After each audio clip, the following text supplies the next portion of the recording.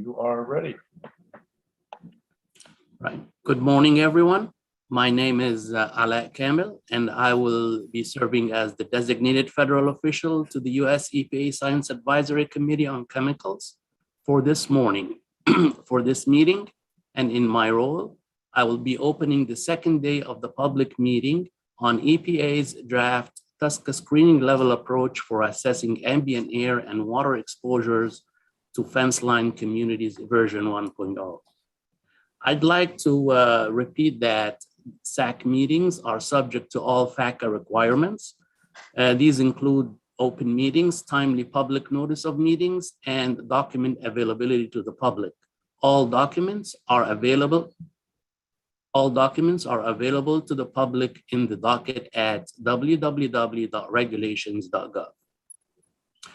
Also note that this meeting is being webcast, transcribed, and recorded, and a live stream of today's meeting is available on YouTube. See the link on the meeting website. And also there is a link to yesterday's meeting on the same website.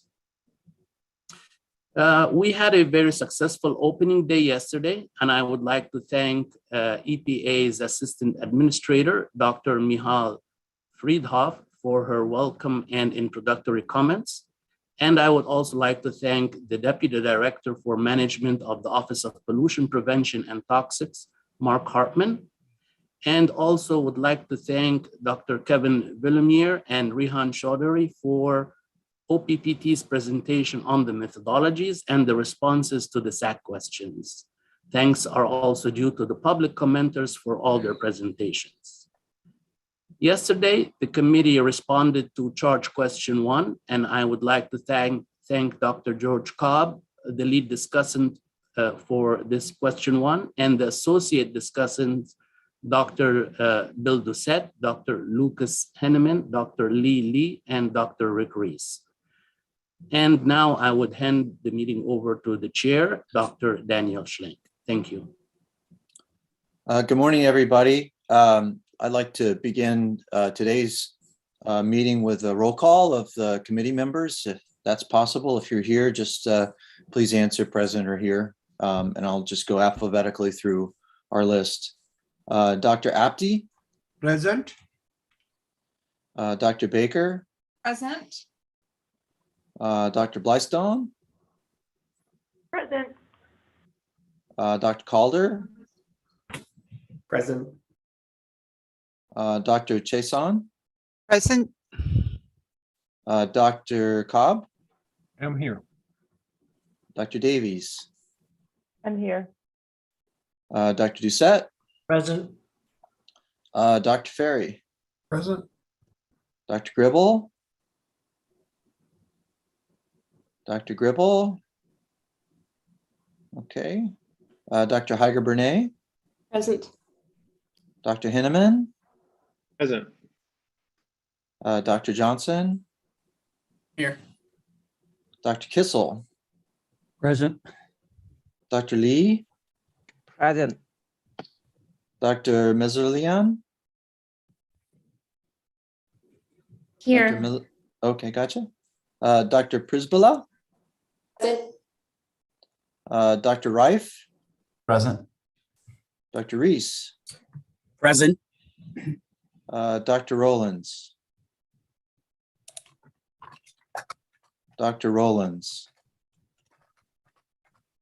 Okay, Dr. Sathyana Rayana? Here. Dr. Unseld? Present. And Dr. Voorhees? Present. And let's go back. Dr. Gribble? Present. Sorry about that. No worries. And Dr. Rollins? Dr. Rollins. Okay. Maybe, hopefully he doesn't have the audio issues again there. Okay, thank you for that. So the plan for today was, as I mentioned yesterday, was we'll finish discussions on question 1 that was provided by the agency, and then some of the comments that were presented and discussed.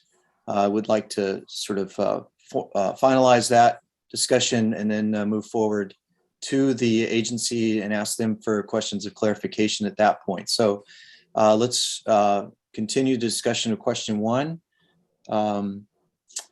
Dr. Cobb had presented a fair amount of information, and there were some other comments that were provided after that. So at this point, is there, do we have consensus, I guess, at this particular point? Is there some discussion about some of the points raised in terms of whether or not those are part of the consensus, or how many committee members feel strongly about those points? But at this point, let's go ahead and continue that. Does anybody have any further input for question 1 at this time?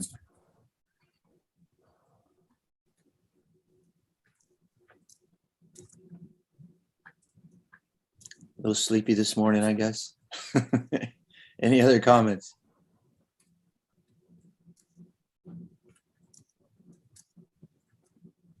Okay. So I guess, George, you have what you have. And yeah, if you can kind of put that together, that would be fantastic. And then at this point, then let me go to Rehan and indicate and ask if he has any questions regarding the comments that were made yesterday, questions of clarification. Good morning, everybody. This is Rehan Chaudhary from the EPA. I think the first charge question was really focused on clarity and us trying to understand what we could enhance and revise if reviewers such as yourselves were trying to look through something, reproduce something, and you weren't able to do so. So I think the way you provided and laid out that feedback is very helpful to us. The way it was being presented, it felt like if, section this, line this could use improvement or enhancement. If that's the way it comes to us, I think it'll make it very easy for us to go through it and try and tackle and address those items and hopefully make those items clear. The only thing I would highlight is I know the first question was focused on how the report and technical aspects were presented, whether they were clear. There was a lot of focus or discussion around uncertainty of the approaches yesterday, and we'll see how that carries over into the subsequent charge questions. But that's really something we are looking forward to hearing from the SAC panel itself with respect to the expertise you bring. Does the uncertainty lean conservative? Do you think it's not conservative enough? What particular or specific actions could the EPA take to address those uncertainties? So I think that would be very helpful to us. So I think I'll stop there. Okay, great. Dr. Johnson, you have your hand up. Yes, sorry, Dr. Schlenke. It took me a while to get through my comments to see if I missed anything, but there was one for clarity that you may want to consider. On page 25, figure 2.3, if you follow the logic in the figure, if the data do not exist, either analytical or modeled, further evaluation or refinement is called for. If you just look at the figure, it's unclear. You have more explanation in the text. And so I suggest maybe the language in the last box be changed to consider evaluation of alternative or surrogate data sources or collection of further data, just to be a little more explicit to the reader for that figure. And I do have some other suggestions, but I think they fit better under other questions. And so I'll just wait on those till we get to those questions to provide that. Thank you. Dr. Blystone? Yeah, I've been debating whether to bring this up for question 1 or somewhere else, but I think because it's clarity, I'll bring it up here. This is very general around the title of the document and the use of fence line communities. I know that the EPA does define fence line communities in there, but I think there's a lot of, when you say that, there's people get a picture in their mind. So I think there could be some further clarity around the scope of what this document covers, going from an industrial facility with a fence that people might think of when they're talking about fence line, down to those commercial, small commercial facilities that might be in a neighborhood. It was brought up a couple of times yesterday, but I think that the EPA could perhaps make it more clear that how the broad scope of things that they're trying to cover with this guidance. Okay, great. Dr. Davies? Since Sherry brought this up, I'm going to agree with her. When telling people I was looking at this fence line document, a lot of quizzical looks, people not knowing what it was. I think it would be good to have more explanation around that. more descriptive. Okay. Now everybody's waking up, I guess. Dr. Unseld? Yes, I just wanted to also support Dr. Blystone's comments. I think if we look at it in terms of disproportionately impacted or something with a little more clarity, we understand that it's going to bring in other routes of exposure, not necessarily just living next door, but if it's just disproportionately impacted, that's one way you can bring in the fact that you may have a Dollar Tree that has more toxic products instead of a Target in your community or your diet or something like that. Okay, so George, hopefully you're getting these comments as well. I am. I'm capturing these. I'm putting notes in the document now. And Sherry and Holly, and I'm sorry I wasn't looking at the last speaker. Thanks for those comments. Dr. Some of Unseld. this is already there, and we'll just double check to make sure it's sufficiently detailed for your needs. Great. Okay. Any other comments on question 1 before we move on? And Dr. Chaudhry, please. Yes, some of my teammates brought to my attention, one thing we did want to bring forth for the panel again is the way the opening was done yesterday with Dr. Michal Friedhoff. This screening level approach version 1.0, it has a specific purpose to try and address, 7 of the first 10 risk evaluations. And it's been put forth in such a way where we think we can expand its capacities for subsequent risk evaluations. So that's a dichotomy that I would really like to re-emphasize and remind everyone that we're trying to do something with 7 of the 10 risk evaluations that are already been completed. Is the methodology as is? What can it do for that? And then how can it be expanded for newer risk evaluations we do? Great, thank you. Thank you for that comment. Okay, let's go ahead and move on then to question 2, if we can put that up and read that into the record. Thank you, Mr. King. All right, this is Rehan Chaudhry from the EPA. Charge question to the SACC committee. For instances where EPA is focused on the potential impact of a single release source, air or water release, for a given condition of use, or COU, is it reasonable for EPA to use this screening level approach, version 1.0, to conclude that chemical exposure from a single release source for a given COU is not a concern if exposure results of the methodology, when compared to relevant toxicological benchmarks, do not indicate any potential human health risks to fence-line communities? In your response, please provide examples or explanations to support your conclusions or suggestions. Okay, on our lead discussant for that is Dr. Przybyla. Good morning, and thank you for everyone who commented on this question.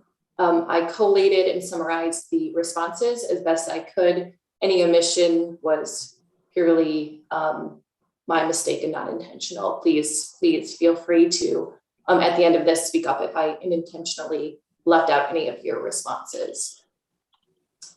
SACC members have identified several major limitations to using a single release source for the screening level approach, including first, as we recognize that as a screening approach, it is best used as a first step in a tiered assessment to identify areas where a more detailed review may be called for. At least one committee member noted that as there are numerous conservative assumptions in the approach as drafted, and it could reasonably be used to focus further risk evaluation on areas where a concern is indicated for the pathways and receptors included.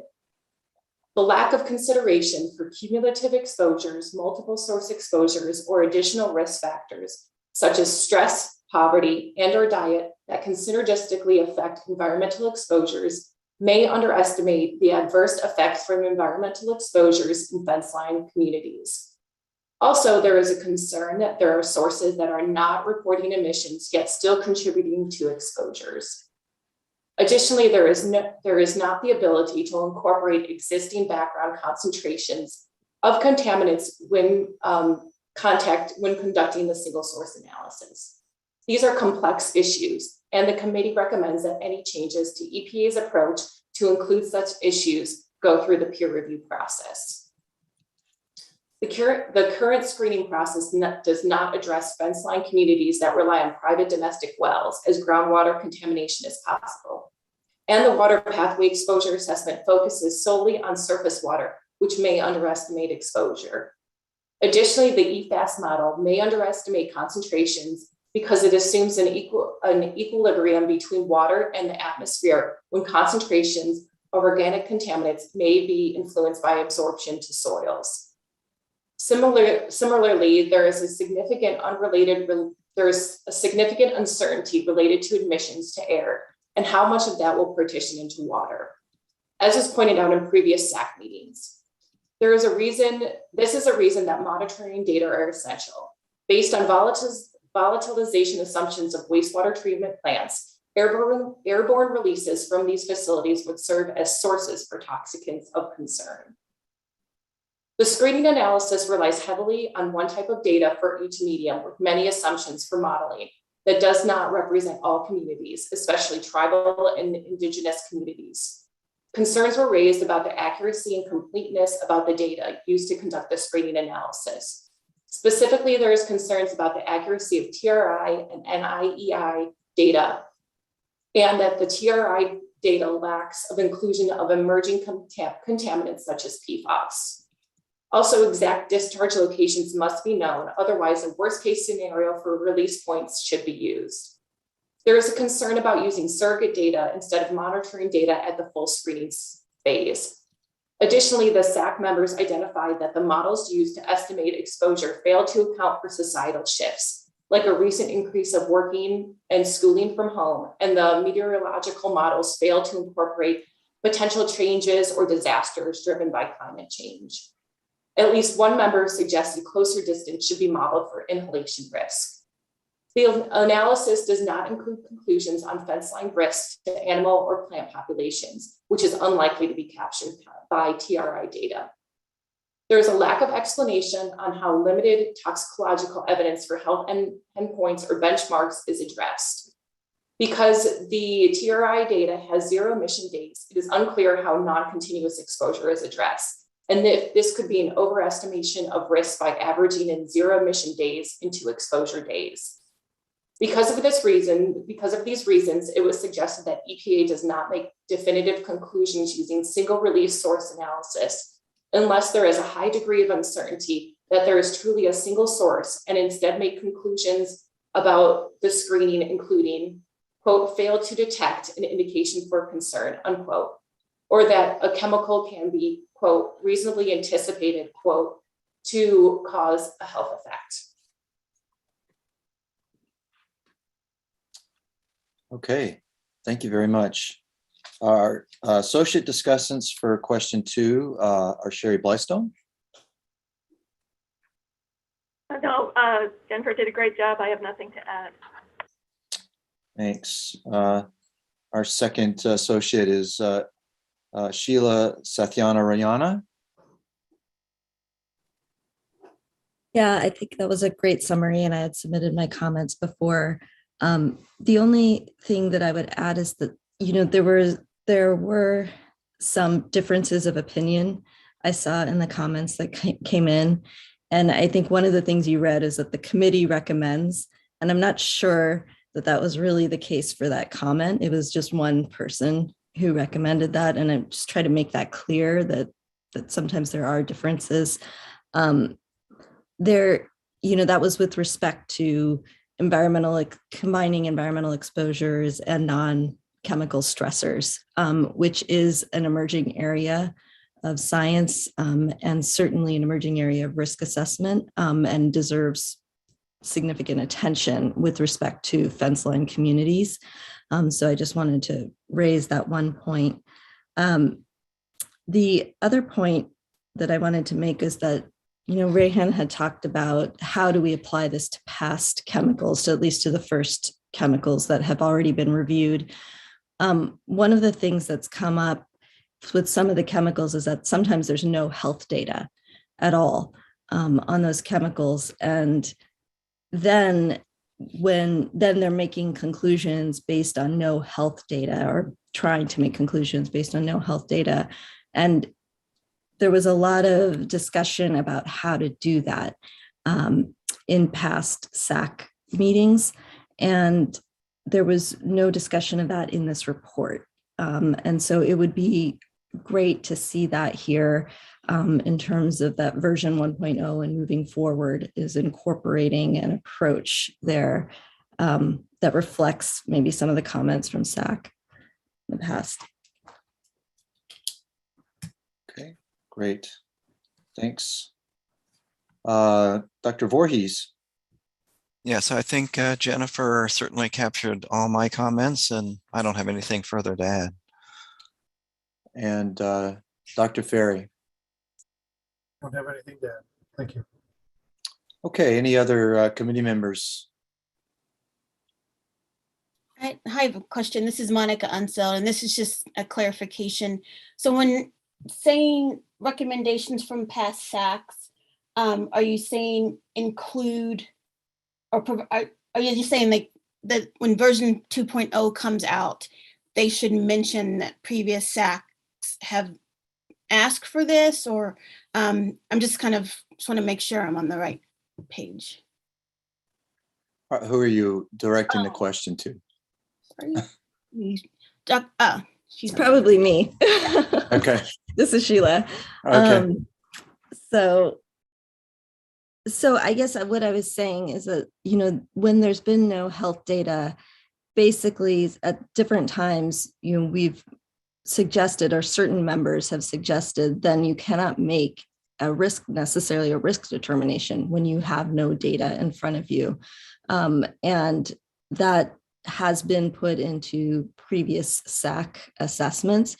So it's just taking that into consideration, or at least adapting an approach. So certainly the suggestion is not to not do a risk determination, but certainly to take that information into account to create a new way or a new approach when there is no health data. Okay, thank you. This is Monica again. Thank you. I know yesterday people had commented that SACC had already received this. And so I just wasn't sure like if the process was SACC says something and then it goes into the oblivion, or should we expect the next version to reflect that SACC said something? So thank you. Yeah, we all have our opinions on that comment sometimes, I think. Dr. Kimmel.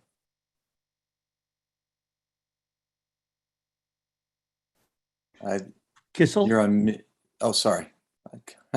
Sorry about that. Yes. There is a Kimmel, or was. Yeah, I know. For a long time.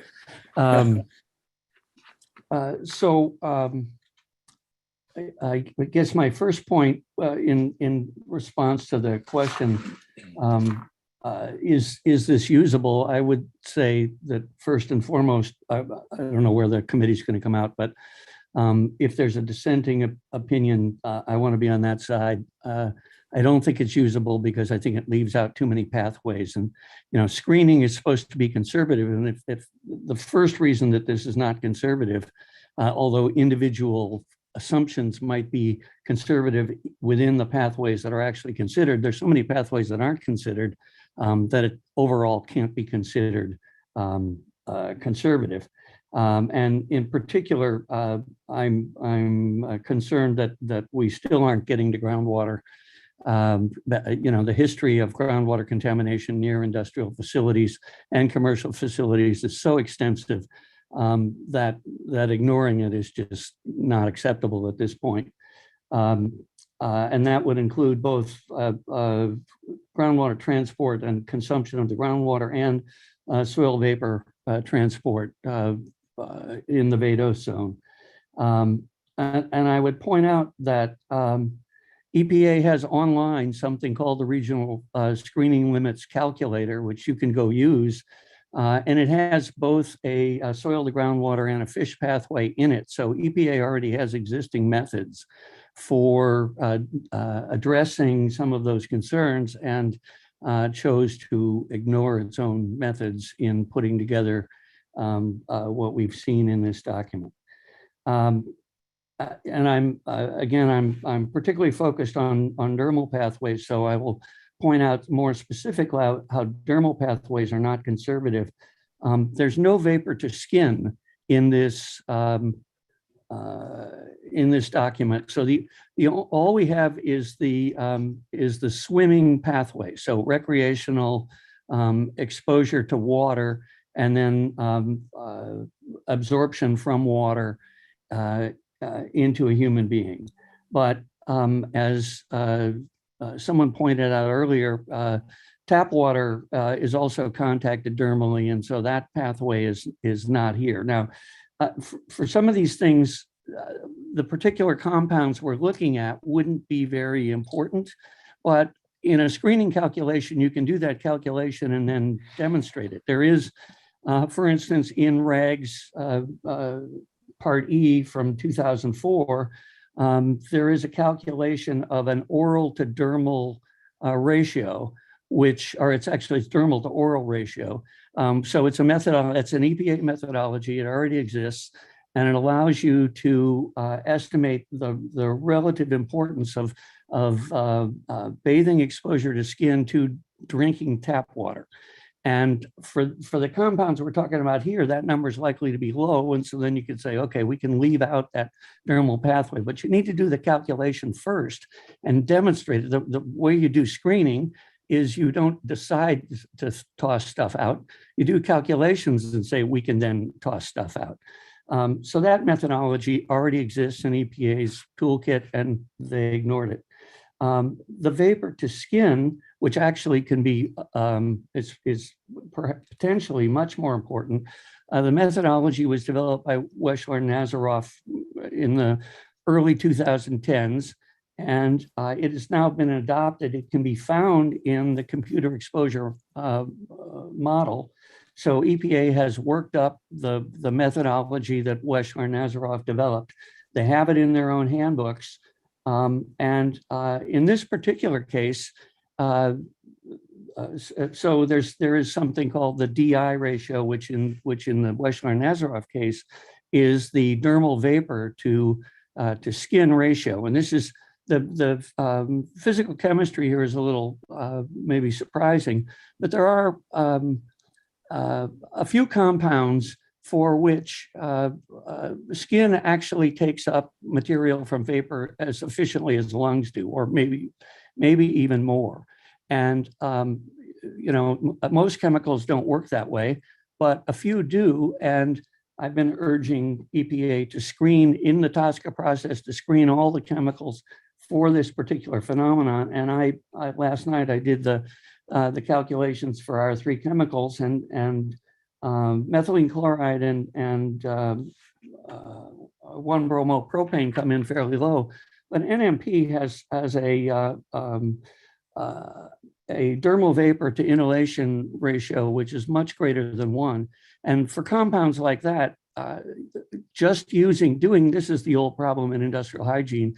You just do an inhalation exposure and you say you're done, and that may or may not be how people are actually exposed. And so the air standards by themselves may be not protective at all. And I think EPA already knows this. They already have published a method, and they aren't using it here, and that's not conservative. Two other points. The dermal methodology that is here assumes steady state absorption, which is okay for compounds with low lag times. So 3-hour exposure would reach steady state if you have a compound that has a lag time for penetration of the skin of about a half an hour, which again, we're talking about solvents, and they go through skin pretty fast. So it's not a bad assumption for these compounds. But if it's the generic method that will be applied to all compounds coming up later, and you have more lipophilic compounds that are slower to go through the skin, that dissolve into the skin relatively easily, but then don't pass through it relatively easily, then a steady state assumption is a bad assumption and will underestimate total uptake. The first thing that happens, if you take a person with clean skin and you expose them to a chemical, the first thing that has to happen is the absorption capacity of the skin has to be filled. And so before you see anything come out the other side of the skin, you have to fill up the membrane. And that's basically the lag time. And for compounds with a low lag time, then the steady state assumption will underestimate short-term uptake badly. So that's a problem. And then the last bit is the release days versus exposure days issue.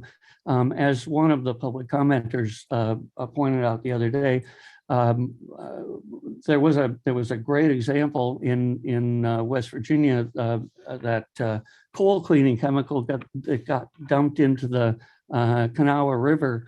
The exposure or the event lasted not very long because the tank just drained right away. But once it got into the water distribution system, then the exposure lasted weeks because the water distribution systems are very difficult to purge, and the exposure went on for much longer than the number of release days. So those are the things that I have written down, and I'm done for now. Thank you, Dr. Kissel. And yeah, please, if you can get that info to Jennifer, that'd be great. Dr. Heiger-Bernay. Yes, I concur with the presentation that had already been made. But in addition, I do agree with Dr. Kissel's comments, and was actually going to make similar overarching comments regarding the utility and reproducibility of the method. And with regard to the reproducibility of the methods, it's really about the lack of inclusion of relevant pathways, specifically because this is a screening assessment where one would screen in order to eliminate irrelevant pathways. And so with regard to single COUs, as was specifically asked in the question from a single release source, it is useful to examine the COU and to understand which of the COUs are the drivers of occupational exposure and risk. But it's also useful for understanding how much additional risk can be attributed to the non-occupational exposures and vice versa. The approach as presented does not allow for the well-documented evidence that people who work in these facilities often live nearby. And there are a lot of mobility data that are available, and I'll make this specific in my written comments, and studies from take-home hazards often do have release data that connect the location of facility with where people are living. With regard to the toxicological benchmarks, while the POD selection is based on published and vetted literature and prior EPA committee work, EPA has the opportunity here and the ability to use the recommendations that were alluded or that were suggested in one of the commenters' statements yesterday. Those are the recommendations of the National Research Council in 2009. And these include harmonizing the approaches to non-cancer and cancer risk assessment. And not only is it useful to have a single approach that conveys both the uncertainty in the POD selection and is more readily translatable, but also addresses the fact that responses are variable amongst people in the population. And using this probability approach also recognizes that the epidemiological data on health effects associated with exposure to these three chemicals, but also looking beyond, that will be in the TSCA docket, have non-cancer effects at increasing doses, but also have a suite of effects that can be formally be recognized and should be important, allowing the regulators to make decisions about exposures below the point of departure. Now, for screening, that may not be as important, but quantifying non-cancer health risks due to environmental exposures is important to contextualize population level health effects and allow more thorough assessments and allow, frankly, additional information to be gleaned if the screening risk assessment is intended to be used as EPA presents for where it will be used to make more specific analyses. Second, if the point of departure approach is used as demonstrated in the screening assessment, uncertainty and variability do need to be accounted for. And we've heard this in other comments, but this information should be gleaned from the scientific literature of which I know that EPA is aware. Of specific concern is that the selected point of departure needs to be supported in light of the health data, the epidemiological data, the non-animal data, the NAMs that EPA is using, has developed, and certainly has the capability to use in developing and examining that point of departure. People's sensitivity to chemicals is dependent on biology, and the biological response is a function of health also at the time of that exposure. So for people who are older, who have experienced infectious diseases, young children, and even presumably healthy young adults respond to exposures with a suite of outcomes. And EPA it could be that at the screening assessment, there isn't this level of detail, but certainly perhaps an uncertainty factor to account for these biologies when assessing risk, particularly for the screening level approach. And with regard to the NAMs, there has been amazing work and advances done at EPA itself and in certainly coordination with NIEHS. I think that in the interest of moving forward quickly with a screening assessment, since that is right, the objective here is not to, I believe, get bogged down so that nothing happens. But I think that there's an opportunity here, and maybe the opportunity is to recognize these, I'll call them gaps in the current screening analysis, and apply those a series of uncertainty factors directly to the points of departure or to the exposure estimates. Thank you. That's it. Okay, thank you very much. Dr. Davies. Hi, I wanted to bring up just I think the insufficiency of the way the method goes from this very general TRI data, data that people have mentioned coming from one survey for things, and then going to specific points on a map and just kind of drawing the concentric circles. Because once you're at a specific spot on the map with a facility, then you do have so much more information. You know, like, is this spot in a valley where the air is going to behave differently? Is this, I think, of course, of Washington State, right, where the Columbia moves and the air patterns change, right, very locally there. Like, then, so it's not sufficient to say we drew these circles, we don't see risk out to this point, and so then we don't see risk, because there could be when you're talking about specific places. So I don't think that's a sufficient way of doing it.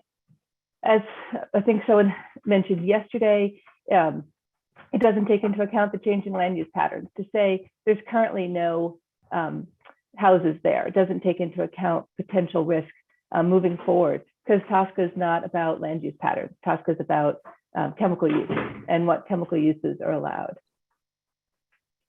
The other point I want to bring up was, I haven't done this yet, so this is kind of a placeholder, was looking at the permit, how we do permit and permit criteria, and comparing that to the PODs. I understand why EPA decided to take the PODs that we discussed for the initial risk evaluations and move those forward.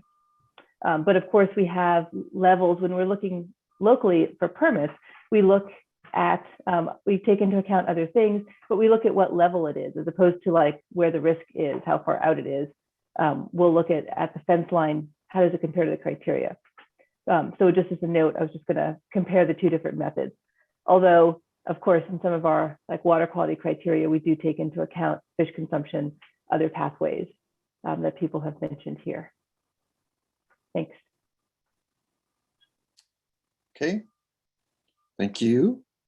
Dr. Sathyana Rayana? You're on I mute. just wanted to Oh, make there you one go. point of clarification that Dr. Kissel's comments reminded me of, was that they ask for, is this sufficient in the question? And I think from the comments, the totality of the comments, the answer is no. And I just wanted to clarify that I agree with the answer is no, for a variety of reasons, that many of which were brought up yesterday. Often when you're looking at the health characterization, it is so dependent on accurate exposure characterization. And in response to question 1, there's been multiple comments about the exposure characterization not accounting for the multiple pathways, cumulative exposure, burden. And I think that that's what leads to the answer being no here. So I just wanted to clarify that point. Okay, got that. Okay, I lost you. Bill, you had your hand up. Or you get your question answered, I guess? You're on mute. I was going to let it go, but I thought maybe this is an okay time to bring it up. It's been obvious to me through the last 10 chemicals and this session here that there's a significant overlap in the responses to the general charge questions. And it keeps happening over and over again. And I'm not sure the best way to deal with that. But part of it is that the questions they're like leading questions. And I wonder if, a section by section review might be is appropriate so that the general question might be, what are the main strengths and weaknesses of the document, and does it achieve its overall goal? And that way we wouldn't keep repeating the same things over and over again. And that's just a comment based on, I guess, my frustration with the last 10 meetings. I thought we had, discussed how the charge questions kind of focus you in areas that maybe they really shouldn't. And so I just thought I'd bring that up now, Dan, and I apologize for rambling on like that. No worries. I think what we've done in the past, Bill, if you recall, I mean, we usually have a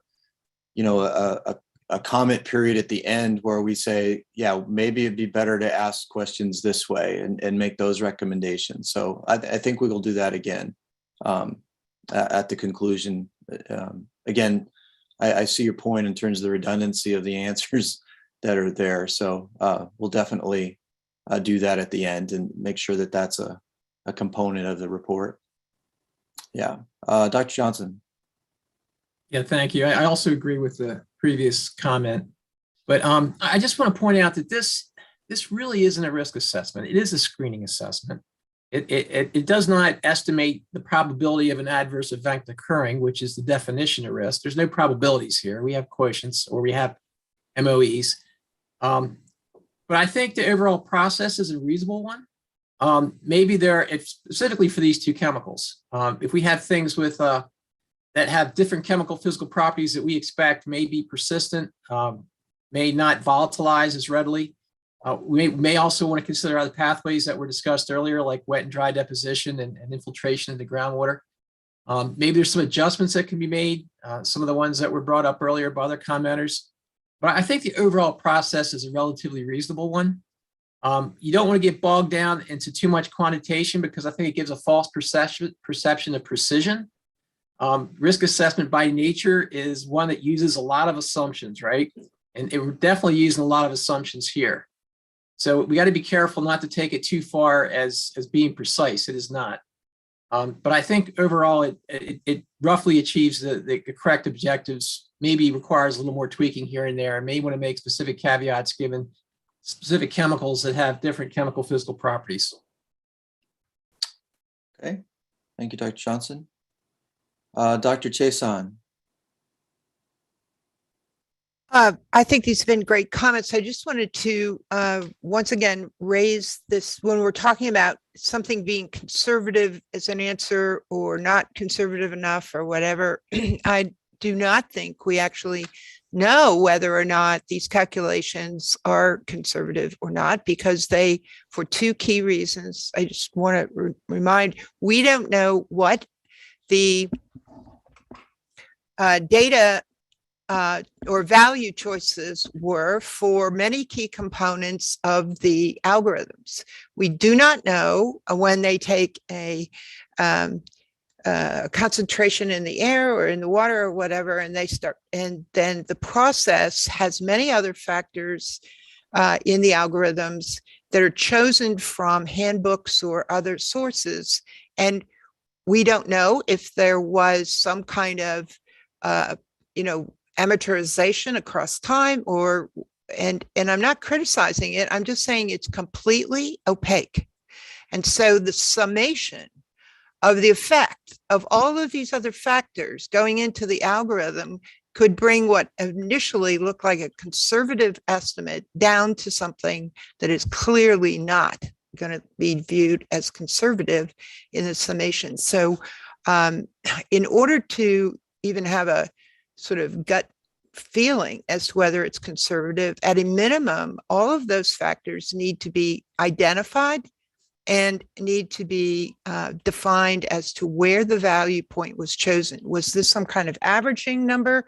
Was this an extreme? Was it unique for a particular, was it a modeled number? And the reliance on other programs, and just saying to somebody, you can go look it up. Well, I've tried looking some of this up, and it's laborious to begin with, but it's completely opaque. The second point is, especially when we don't know what health endpoints are going to be most critical for different life stages, we do know that there is an averaging or assumptions about how long the release is and over what period of time will the exposure be. So that has a tendency to, if you will, dull down the spike events. And that is something that I think is a real concern in a screen. Now, later on in the more detailed risk assessments, that can be dealt with, but in a screen, I question whether it's always appropriate to reduce by amortizing. You can't tell the difference in those numbers, whether you've got a long-term lower exposure or whether you have spikes. So I just want us to keep an eye on the ball when we're talking about whether it's adequate, whether it's really reflecting upper bounds, or whether it's really conservative, because I do not think the way it's constructed right now that we know the answer to that. Anyway, that's my opinion. Thanks. Okay, again, let me just also just remind folks to get their written comments into the lead discussant as you're making these oral comments. Dr. Chowdhury, I'm going to get to you after I get through the committee. Okay, at that point we'll go back to you for questions of clarification. Dr. Unseld. Yes, this is Monica Unseld, and this is my first time being on an ad hoc committee. So I question, or maybe this is a clarification point. We've said multiple times that the reality is that people are not exposed to a single use, and that this is just not reflective of what reality is. So it may be beneficial to say, like, and for purposes of screening, before we get to risk assessment, this is why we are looking at one chemical, because I'm having difficulty seeing how you can look at one chemical and say that's a great screening method, And then let's just say we take it out of the test tube and it's chaos because it's not reflecting what's really going on. So I'm not confident, or again, this may just be a need for clarification as to how this screening is going to fit into reality. And as others, I have many concerns that there are so many assumptions and estimates when some of these could be refined by just engaging with stakeholders. And asking, where is the POD? Where is the facility boundaries? Are you in a river valley?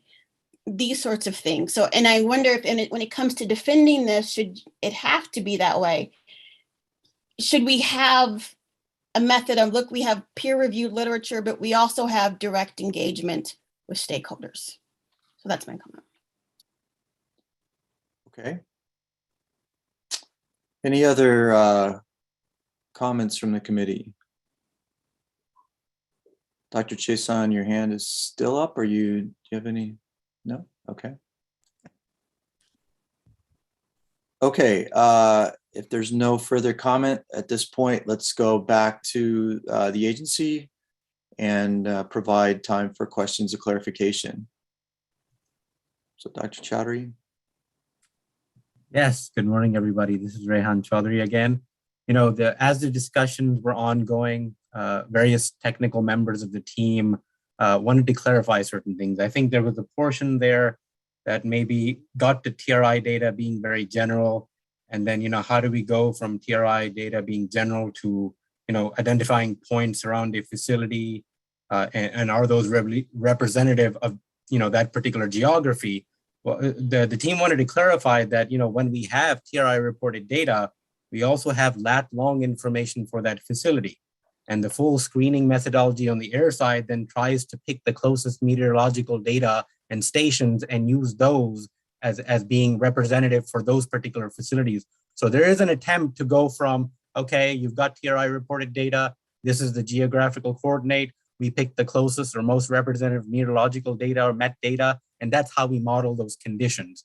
I know the pre-screen does it a little differently, so we wanted to clarify that the full screening methodology is more granular than the pre-screen. So is that a question that you're providing or more information? It's a clarification because, like I said, if based on the discussions, it felt like people were thinking the approach or TRI is generic, and how do you take into account geographic specific I information? think that's their reading of the document. So I just want to caution you in terms of trying to influence the committee based upon additional information at that point. At this point, they're reviewing the document as written. So they provide those comments to you. I can't allow sort of a back and forth between the agency and the committee at this point. But if you have questions of particular comments that require clarity, I can provide that, but it's not appropriate to banter back and forth. So I hope you understand what I'm getting at there. But that's all right, Dr. Schlenk. We just wanted to attempt to clarify, but we'll make note of that. Thank you. Yeah, thanks. Any other comments? Okay, Jennifer, I think you've got most of the info from folks. Again, same type of approach here.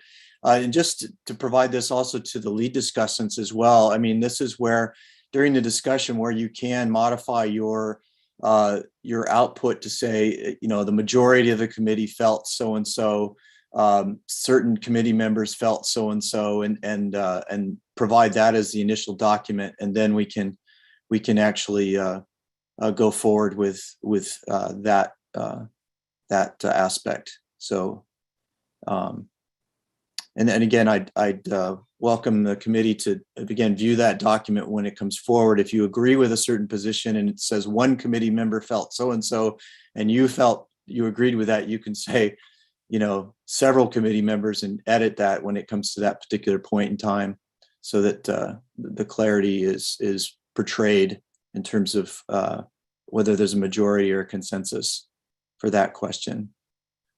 Yeah, Dr. Villamere. Thank you, Dr. Schleck. One clarifying question, and it is asking for clarification just so we understand what the comment Sure. was. One of the commenters indicated that they thought we should model at closer distances. And I want to clarify, in what methodology is that referring to? For pre-screening, and this is described in the report, we did 100, 100,000, 1,000 meters because that's the limitations of IIOAC. But for full screening, we did 5 meters and then went out from there. So in what context were they referring to we should do nearer the releasing facility? Is that Dr. Davies or who made that particular comment? I was looking through my notes. I believe that was George who made that I don't think comment. that was mine. Okay. I So think George? that was me, Dan, but that was yesterday. Yeah. But okay. yeah. So when you're trying to couple those models, and you've got one model that predicts concentrations down to 100 meters, and you got another, and then you're trying to model exposures inside that. Excuse me, risk inside that. When you've got exposures, you don't know what those exposures are. A better description of how that was done and trying to actually model something rather than choosing values is, it needs to be better explained, and it would be better if it could be actually modeled in the package that exists rather than, it was unclear to me how that was done inside of 100 meters. Does that answer your question there, Kevin? I believe so. It sounds like it's referring to the pre-screening methodology, which is limited by the model. For the full screening, we use AirModel, which isn't limited to that. And we did model 5, 10, 30, 60, and so on out. So it was much closer to the facility. So thank you. Great. Yeah, I think you're right, Kevin. Okay. Any other questions from the agency? Clarification?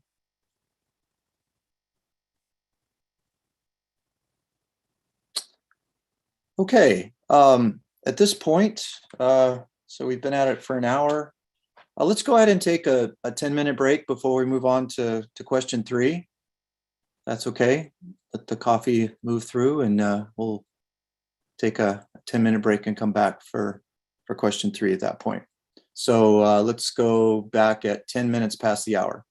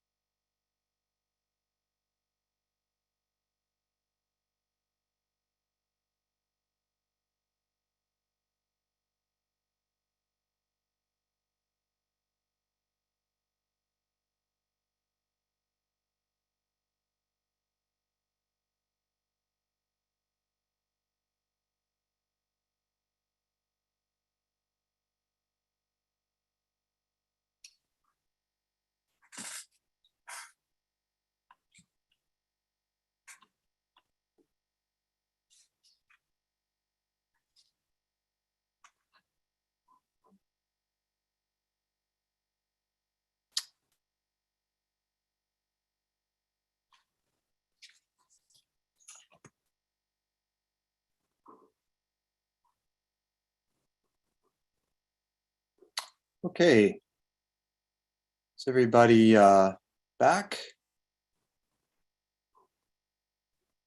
See any pictures? I'm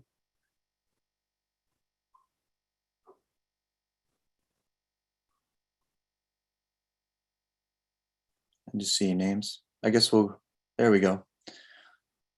Okay, I just wanted to make a little point of clarification here too, and this is based on Dr. Chowdhury's comments here. And I'm sorry to cut you off there, but if the committee would like questions of clarification, they can ask the agency for those points of clarification. So if during your discussions and your deliberations you've come up with additional questions, then that is totally okay, that you can then ask for that information from Dr. Chowdhury. So if Dr. Villamir, if there's certain comments or questions that come up that you would still like additional information, and that is okay to ask for those points. I just wanted to make sure you guys were aware of that's a possibility at that point. So before we go to question 3, does anybody have any questions to the agency in terms of more clarification?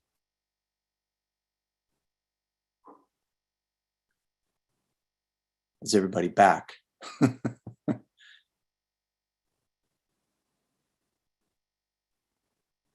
Okay.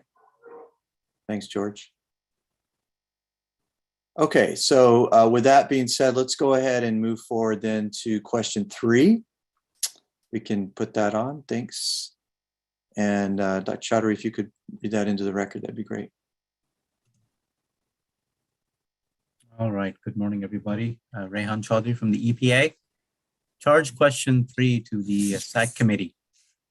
Keeping in mind that EPA's intent is to develop a screening level approach, please provide any practical suggestions you may have for enhancing version 1.0 of EPA's screening level approach with respect to air and water release estimation, ambient and indoor air exposure estimation, and ambient surface water exposure estimation. Okay, and our lead discussant for that is Dr. Blystone. Yeah, thanks. I'm going to apologize up front that I'm probably not as organized as Dr. Cobb or Dr. Prisbilla was. So forgive me in advance for skipping around a little bit. I'd also point out, like Dr. Doucette said, some of these things may be duplicative of what you've heard in previous comments as well. But we'll try to keep that to a minimum or just mention them again as necessary. So with that being said, I'll just dive right in. This is my comment. Since, there's a lot of talk about TRI data throughout this process, the risk evaluation process in general, and I'm always sort of amazed at the level of contortions that EPA goes through to try to figure out how to box that information for that facility. And it seems like there's an opportunity there to, in a very simplified, standardized way, maybe through the web, you've already identified facilities through TRI that you could go and say, here's an opportunity to provide this additional clarifying information that we need on this chemical. And you could do that for the ones under review, for the ones you're thinking about reviewing for the next priority, and have that in advance, whether you use that in the pre-screening or the screening or a final risk evaluation. That would keep you from having to guess, which seems to happen quite a bit on what that facility is doing with that chemical. There has been talk a couple of times about data that may be available at the states, particularly through permitting. For some of the larger facilities and facilities reporting for TRI, they probably have permits, and that there's probably information there that could be used to help you clarify all of this information as well. There's been talk about a need to validate the screening results versus actual monitoring data. I think that was brought up yesterday by Dr. Doucette. So something that could be useful and enhance the tool as it is, the approach. From a reader perspective, if you look at the non-technical summary and kind of the tables that EPA is putting out there to show the results of their assessment through this approach, it might be useful to put a little bit more detail in there about what, when they're saying additional risk was identified, like what that was. For instance, if it's 1,000 meters plus, or 0 to 100 meters, or whatever that might be, and how many facilities, that might be something that would be useful to the non-technical reader to try to help them understand what that risk might be.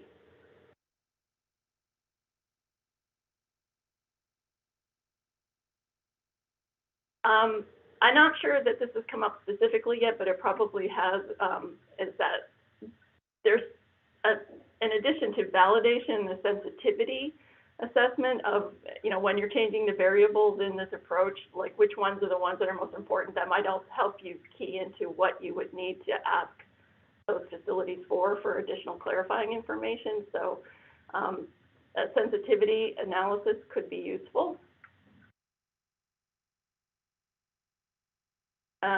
There was a comment that EPA proposes to identify occupational exposure scenarios based on CDR reporting and function codes, which are in turn derived from TRI data, conditions of use, and sources of ambiguity and errors in the tools to facilitate database crosswalks. EPA should explain how it interprets conflicting information, gaps, et cetera, so as to provide a conservative high estimates for exposure. So some further explanation of that could be useful.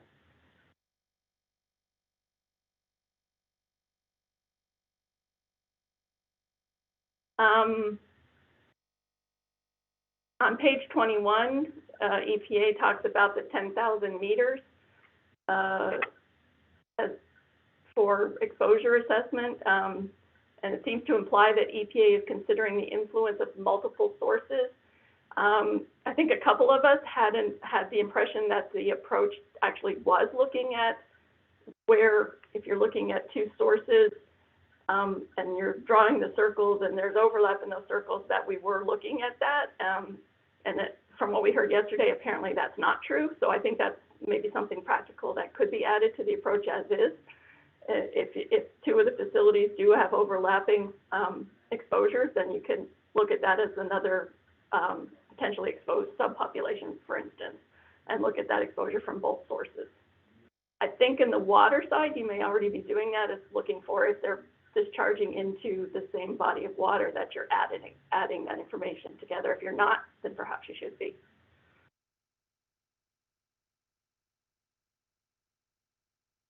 There was a comment that we have heard many opinions to the effect that the screening framework may identify sources as meaningful risks due to data limitations and modeling assumptions.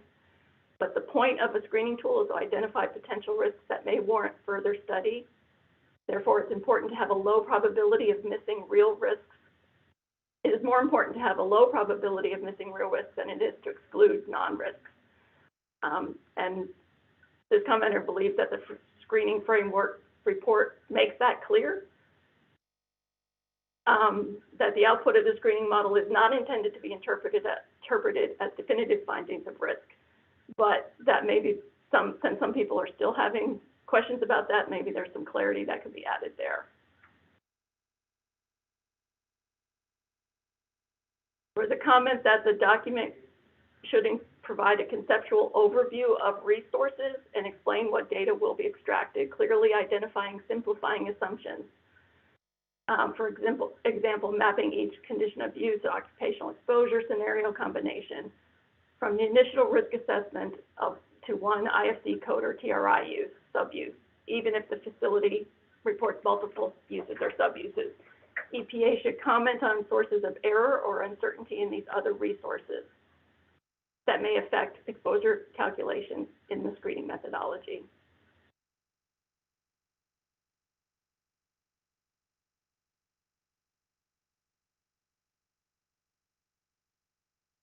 There was a comment, and I've had this as well. What happens when chemicals under review aren't on TRI? What approaches is EPA going to take then? Right now, there's a heavy emphasis on TRI data. So what happens if you're looking at chemicals that aren't on TRI? And what those other data sources might be. In this particular commenter talks about maybe there's consulting reports or other facility-specific information that could be used by the agency. Very specific comment that there is a sentence on page 19, lines 127 to 130 that seemed incoherent, and that the agency might want to take a look at that and clarify.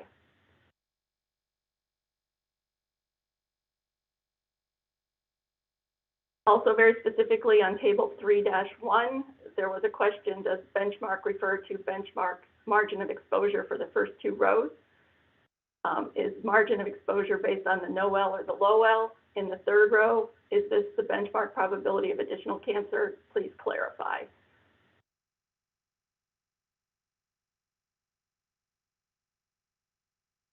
There was a comment, page 37, using 1.8 meters tall for receptors might be a bit tall for females or children.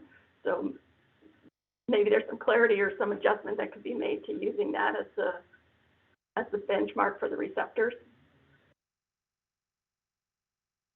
Page 46, the lack of ambient NMP data in water is a glaring data gap that needs to be filled at locations near several point sources. I think that's been brought up before as well.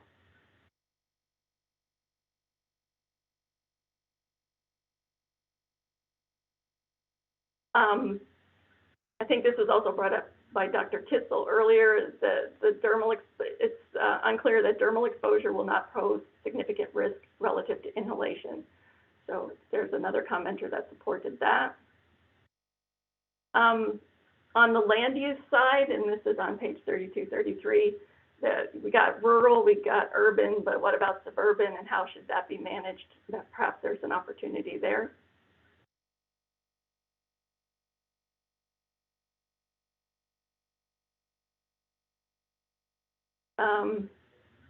This is specific to page 45, but the SAC established in previous reviews that for many of the scenarios presented, air emissions could not be decoupled from the assessment of water, as the concentrations emitted to air from multiple sources were predicted to be much higher and would cause partitioning of volatile chemicals back into water at significant concentrations relative to the direct emissions of water. And I remember Dr. Cobb saying those comments many times. There was also comments here about the 100 meters and that something nearer. I think that may have been clarified earlier this morning.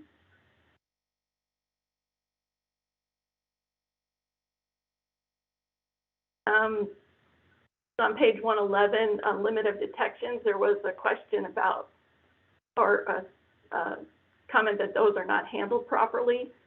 All values with the limit of detection above 10 must be included if half the limit of detection is used for statistical threshold. Otherwise, all the data from these higher LODs should be excluded. And that this was a serious flaw. For me personally, I also had struggled with the LOD. I think I came at it from a different perspective, but it feels like the way the agency handles how they are managing limited of non-detect, if you will, and then using LODs needs some clarity.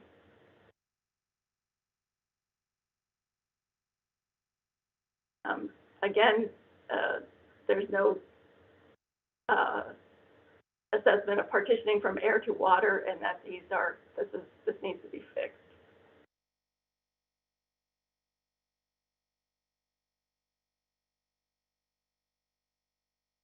Many of the exposure assessments and therefore risk conclusion depends on assumptions inputted into the various calculators and models.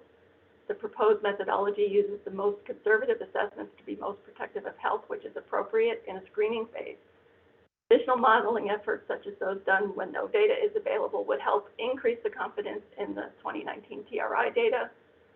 A threshold of action could be implemented if that is reached, that if reached could result in greater inquiries about characteristics into the air mod to ensure accurate information is being inputted. This could depend on the population density in areas, excuse me, of greatest interest. A similar approach could be taken for water release estimation, ambient and indoor air exposure, and ambient surface water estimation, as all conclusions depend heavily upon conservative input.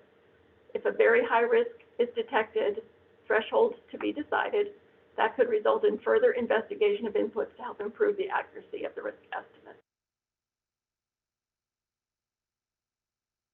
Another comment about make the agency sustaining open and accessible relationships with the fence line communities as a stakeholder to ensure methodologies are adapted and replaced as needed to protect public health. This will reveal routes of exposures and realities not represented in version 1.1. Uncertainties and improvements to screening methods must not be used to delay protections by not closing the door on chemical risk classifications. The EPA can continue to pursue and utilize the best possible science. The methodology must also be adaptable to the impacts of climate change, release and dispersal. Yearly averages may hide accidental releases and acute exposures on any given day. Communities may not be exposed to the chemical at the same concentrations each day. The AirMod and IIOAC software used in version 1 allow for analysis to include exposure to multiple facilities, which we talked about earlier. I recommend that, or the commenter recommended that EPA expand the application of this software in pursuit of the best possible science.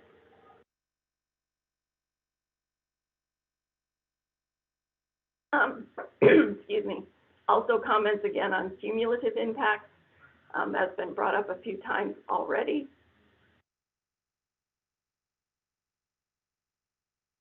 Commenter also specifically called out the comments by the National Tribal Toxics Council that note that the use of geospatial analysis may underestimate the exposure of tribal and indigenous communities, and that this commenter supported those comments.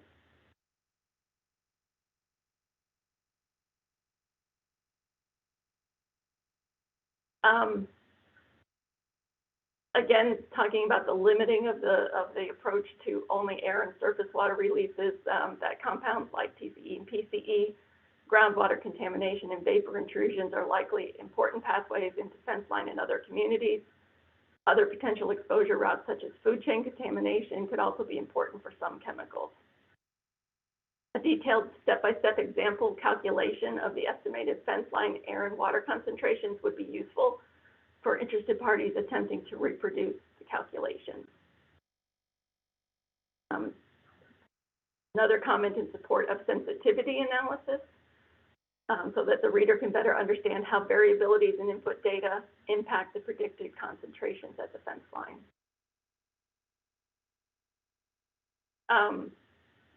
As mentioned in previous SACC discussions, better highlight or emphasize model limitations such as the lack of degradation and volatilization processes in EPAS, and discuss if the model limitations result in appropriately conservative estimated concentrations. It was also brought up, I believe, yesterday, and then maybe earlier today, maybe by me, that you could use some monitoring data to validate the results of this approach.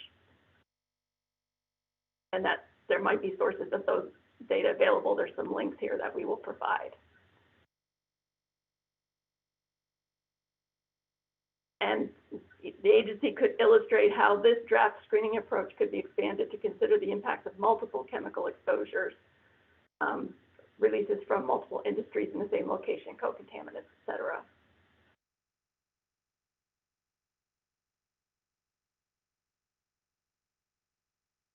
Back to the 10,000 meter static buffer, it may be helpful to consider circumstances under which available data would support an alternative to the assumption of a 10,000 meter buffer to instead be something reflective of the environmental fate and transport characteristics of the contaminant's behavior in the local setting.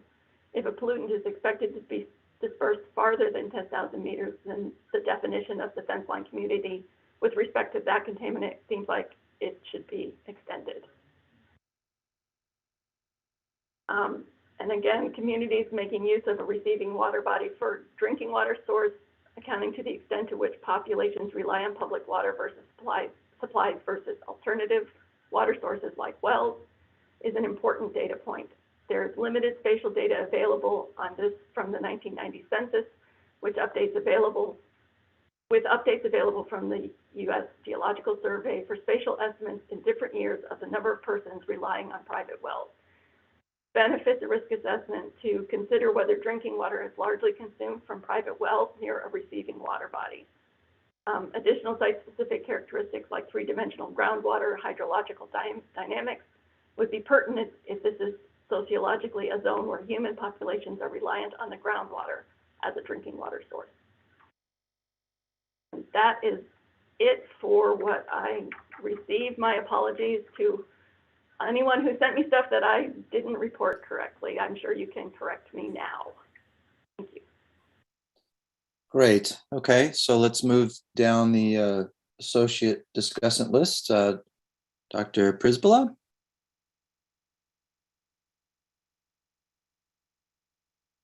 I'm not hearing you. Are you muted?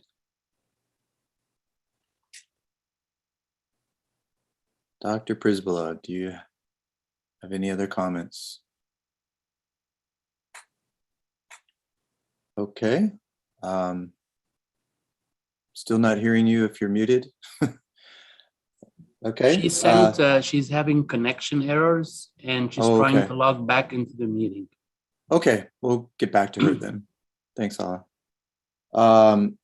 Next on the list then would be Dr. Calder. My comments are reflected, thanks. Fabulous. Dr. Unseld? I have nothing to add. And Dr. Doucette? Yeah, I thought Dr. Blystone did a great job at summarizing the comments. One that I just sent her, and I think it's been discussed before, but any screening efforts should incorporate background VOC concentrations from consumer products, building materials, et cetera, in any indoor air assessment. So that adds potentially an additional factor to the exposure concentration, since they're typically for most VOCs are typically 5 to 10 times higher indoor than outdoor. Thank you. Great, thanks. Dr. Przybyla, are you back? Okay. Apologies, I had some network issues. No worries. I have no further comments. Okay, thanks. Okay, with that, we'll open it up to the rest of the committee. Dr. Rice? Sorry, this is Dr. Reese. So, you know, this is my first experience on the panel. I've been on the other side of these, you know, there's a lot of great comments. I also feel like it's easy to make a lot of these suggestions and maybe a little bit hard for EPA to implement, you know, many of them. I have experience in dispersion modeling and dealing with emissions data. And I think we just have to acknowledge what EPA is trying to do here is really, really hard. I mean, there are hundreds of HAPs, hazardous air pollutants. There are tens of thousands of facilities. You know, the complexity here is just massive. And, you know, I might have made a simpler screening methodology. I might have also tried to use the NEI to get, you know, real stack data. But, you know, EPA did what, you know, they thought was right here. And it's, you know, it's, while it's complex, it's dealing with a massively complex and challenging problem. And I think, you know, hopefully we can distill this down to a few good items that we can recommend to make this better. And I also think there's an acknowledgement by EPA that some of this stuff is not there yet, you know, in terms of other pathways, you know, and that there's going to be a 2.0, and this is tailored toward, you know, the specific properties of the three chemicals that are in here. So I don't know. I think that just as an overarching comment, that strikes me. Also think it's just given all that, the other overarching comment is that this is a screening approach. And I think EPA should keep to their general paradigm for a screening approach, is that, you know, refinements need to be possible before you move on to, you know, to a rule or something like that. You know, and we're being good at pointing out all the different uncertainties here. And of course, there are a lot of uncertainties. And, you know, in terms of whether this is conservative or not is really one of the rubs, the real questions here. You know, there's reason to think because there's some pathways that are not included, you have some questions there. Like I said, I'm the dispersion modeling, you know, expertise, and, you know, just the stack height assumption alone is, you know, I think adds a tremendous amount of conservatism to this. You know, so just in terms of whether it's conservative or not conservative, which is what a screening level approach needs to be, I think it's conservative, but of course that's my professional judgment. It's just professional judgment. I mean, if there's some kind of methodological way that that could be demonstrated, you know, with an available data set, I think that that would strengthen this process. So those are my comments. Thanks, Rick. Appreciate that. Dr. Davies. Hi again. Thanks to Dr. Blystone for her list. We've talked about the overlap. And so this topic has been mentioned before. It will be mentioned again. But I think it is important to include PBTs in how this will be, because none of these chemicals chosen are PBTs, but some of the first 10, I guess I'm thinking about HPCD, and in the future, this will be applied to chemicals that are persistent biocumulative. So it's important to include that and how to include that. I was really interested in what Dr. Reese said, interested in his simpler ideas of how to get this down. And Sherry also mentioned this, the importance of, like, is this conservative? I think agree that that's an important question for the committee. Yeah, that definitely seems to be how we are going to define conservatism. Basically, it seems to be a fairly something where consensus is a little bit lacking, I would say, at this point. But Dr. Doucette.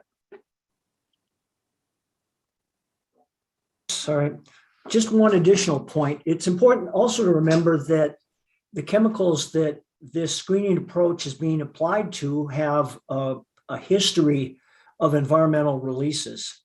And to ignore, and I realize the challenge, and this was brought up in the previous speaker, the challenges that EPA faces with all the multiple pathways, but to ignore a pathway for TCE, PCE, or even 1BP through vapor intrusion seems, you know, since there's so much history and so many case study examples of that, that seems to be a big hole in the approach.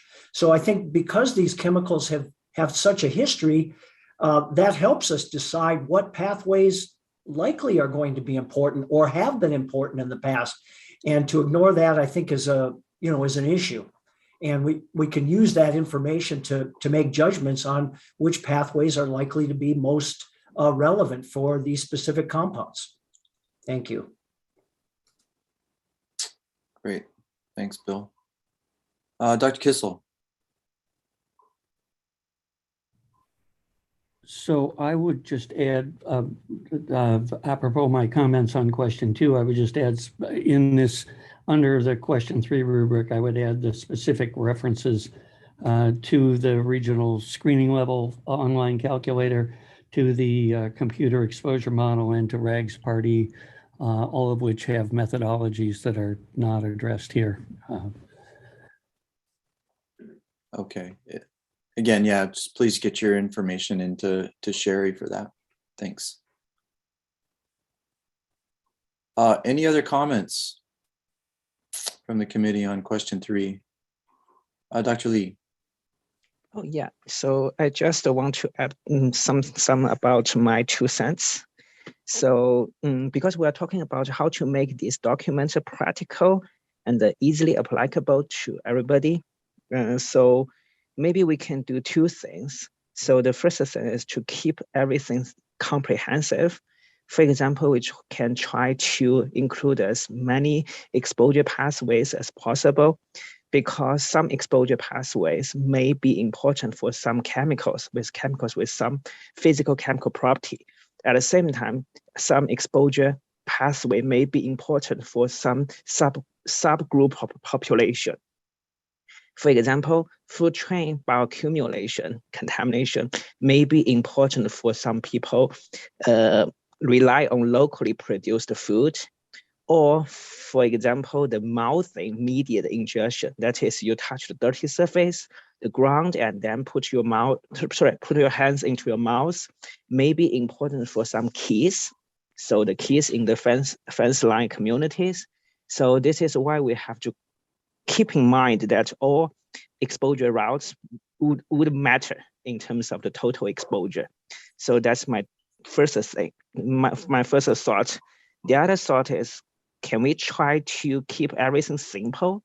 For example, at this moment, we use like an error mode for the full screen level, for the air pollutants, the air pollutions, but I think the model is too complicated. So you have to rely on a lot of site-specific data to run the model, and which is not available to many local communities or local authorities. So if the fence-line communities want to do the simulation for themselves, by themselves, and this is no way to do. So maybe we can get rid of some very complicated, very sophisticated approach and just keep it simple. And so I'm not sure whether it is okay to keep the site-specific, or we just go back to the generic simulation, for example, for air pollutant. Yeah, so just two sentences, keep it comprehensive and keep it simple. Yeah, that's all. Okay, thank you, Dr. Lee.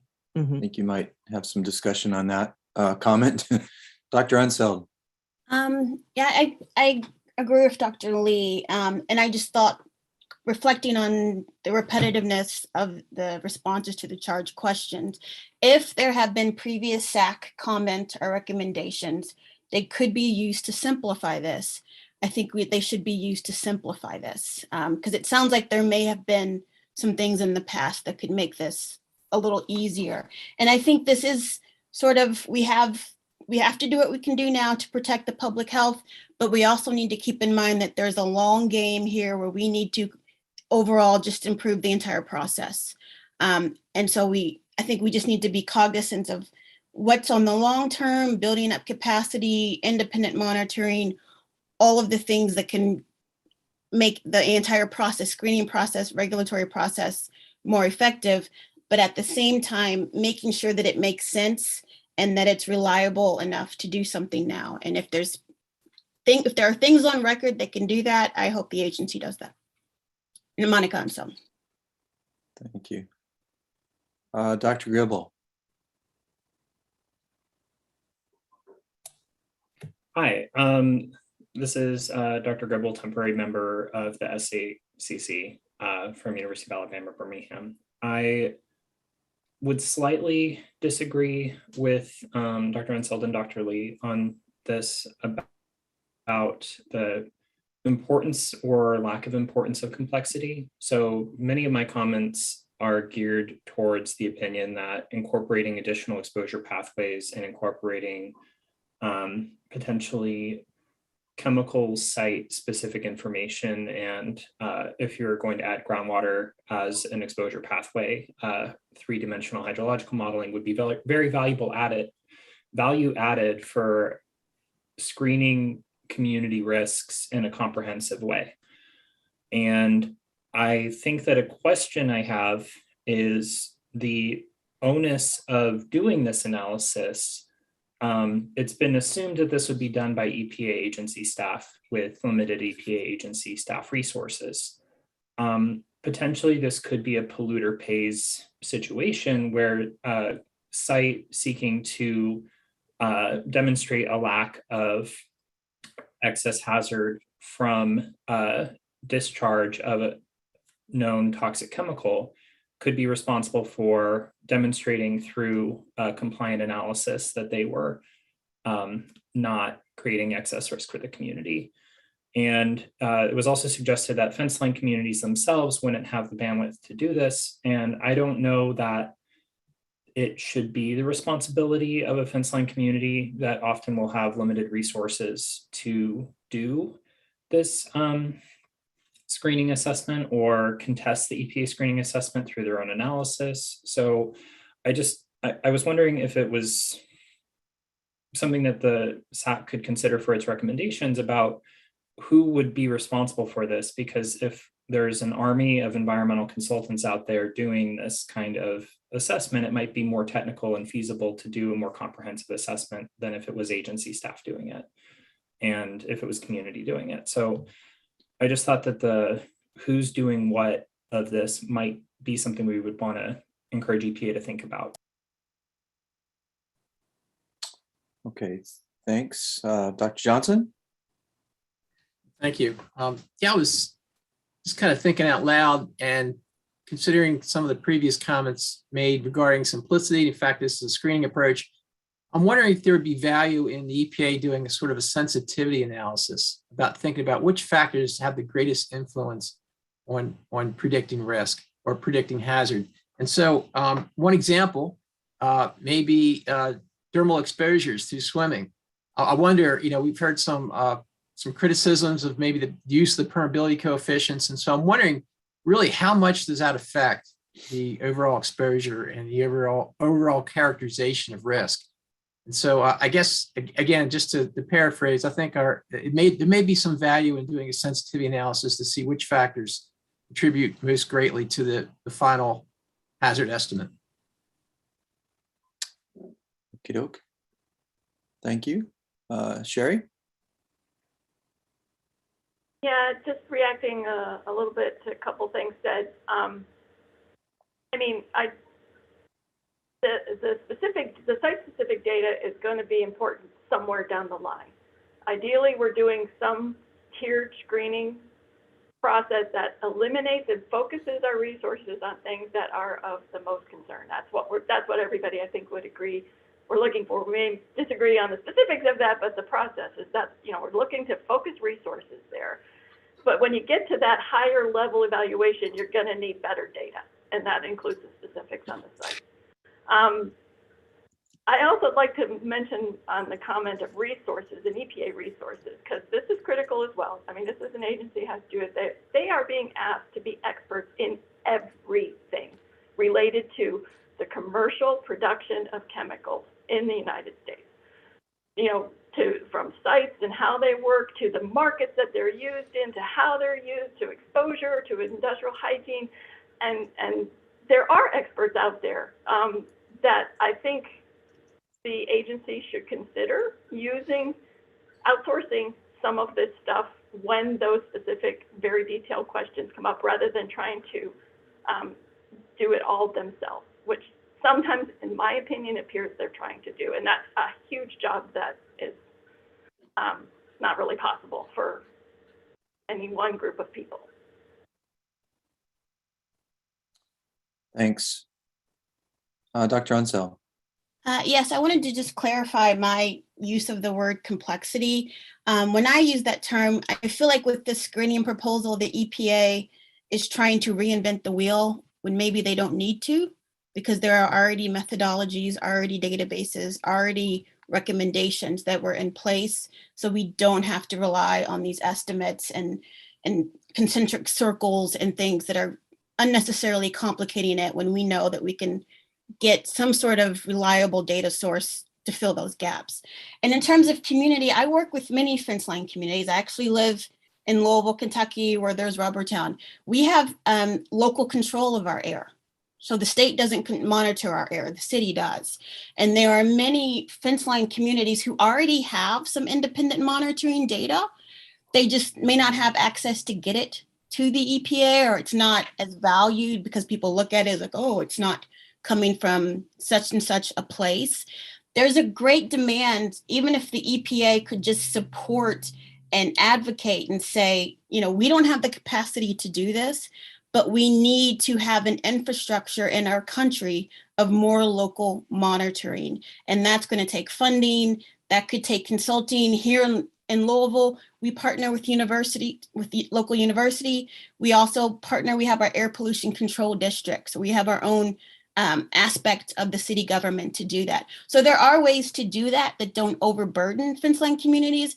But I also want to know that these communities, they may not have the degrees, but they may know more about this than we do, because they have to in order to survive. So I don't want to I don't want it to sound like we don't trust them or like we don't think they can do it. It's they may be too busy, but usually they already are doing it. Sounds like info for 4B actually as well, right? Yeah, Dr. Reif. Yeah, so Reif, sorry. Yeah, thank you. Yeah, it's hard with Dr. Reese as well. I know you guys keep flip-flopping on me. Yes, but Reif is right. I appreciate that. Thank you. Yes, yeah, this is David Reif. So I think I'm on the docket to talk about question 4A, but I think the discussion is related here and I wasn't sure where to send my comments. So I think the ideas that we're discussing about complexity and enhancing what we're calling a version 1, I think we maybe haven't talked as much about the difference between complexity of the model and everything that goes into it is one thing, but simplicity in terms of interactivity, especially if we're moving to communities, means that interfaces people can use, and this is kind of a boring software question in some way, but really important, that I think in my experience, people will tolerate very complicated models if they can interact with them and actually do something with them. And I think you've seen the same thing with new approach methodologies sort of being adopted, that once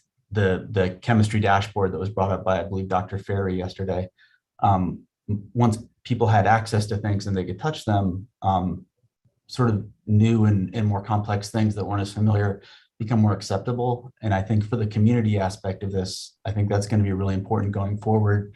I'm not throwing shade on Excel, but I am saying that is a, there's some choices one makes when that's how you're going to develop and put forth models. And I think that's maybe a separate consideration than the complexity of the underlying statistics and methods themselves.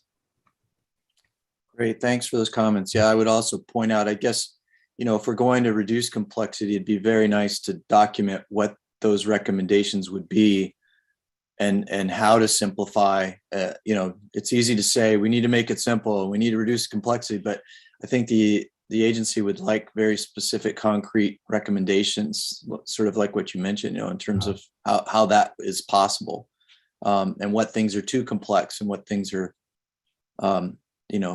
can be sort of simplified. That would be fantastic, I think. Any other comments? Yeah, Dr. Henneman. Hey, yeah. And I apologize a little bit for just sort of thinking out loud, but some of the discussion yesterday was talking about sort of applying uncertainty factors to the results and accounting for some of the uncertainties that are in the approach. And then some of the conversation today is talking about, well, what if what if the model is too complex? I guess I'm kind of curious to know whether, some very simple approaches, even thinking about like the pre-screening approach, if we use the pre-screening approach and uncertainty factors, do we get the same answers eventually that we're going to screen these things in a more thorough way using the full screening approach? So is there an opportunity to cut out a step that we would do anyways, just by looking at sort of a more simple approach to begin with? Yeah, I think the tiered approach was brought forward as another possibility, right? Of maybe tiering this in some way, but yeah. Thanks, Dr. Calder. Hi, thank you. Ryan Calder speaking. I'm just reflecting on Dr. Unseld's comments on the importance of involving community knowledge and her observation that in many cases, communities are already aware of many of the biggest risks, especially, I guess this is my interpretation, especially for air pathways. I would say that there are still a lot of pathways that are, sometimes communities are not as aware of, specifically groundwater transport, and other kind of subtle pathways that can introduce risks to communities without their knowledge. And this interacts with comments that we heard earlier about the exclusion by EPA of certain transport pathways from the screening framework, notably groundwater transport. And so there's kind of maybe a double whammy in some sense that communities are already very involved in the types of pathways that EPA's screening methodology targets, and the pathways that EPA's screening methodology overlooks are the ones that communities might need more support in proactively identifying, because they might not be as evident. I don't know if that I hope that is an okay interpretation of Dr. Ensel's comments. So feel free to correct me if I got anything wrong. I'm sure she's about to. So Dr. Ensel. Yes, this is Dr. Ensel. Again, I think there are I've met community members, not just in Louisville, but nationwide, environmental justice organization, predominantly Black and Brown led, who have no budget, no resources, and they can school me on some of these pathways. Because when you're living in these environments and you're trying to figure out why you're sick, you start researching. So I would never say that they are, they may not have the technical expertise that we have and like actually knowing the models and figuring them out and that sort of thing. But I think they may know different routes of exposure because they know what they do every day. Right. And so, and I think we've seen it in the comments, from public comments and the written comments. They were uplifting things like diet and things that we, the so-called experts, missed in this. So I think my overall point is that we need to just continue to engage with communities, because I found that that's one of the best ways to uplift potential data gaps and to find new research questions, is when you're like, oh, wait, what? Like you're building a school there, and there's people getting sick and there's this in the soil. That's a great way to discover that. And I think sometimes as academics, we will run to the library before we run to a different zip code to just talk to people.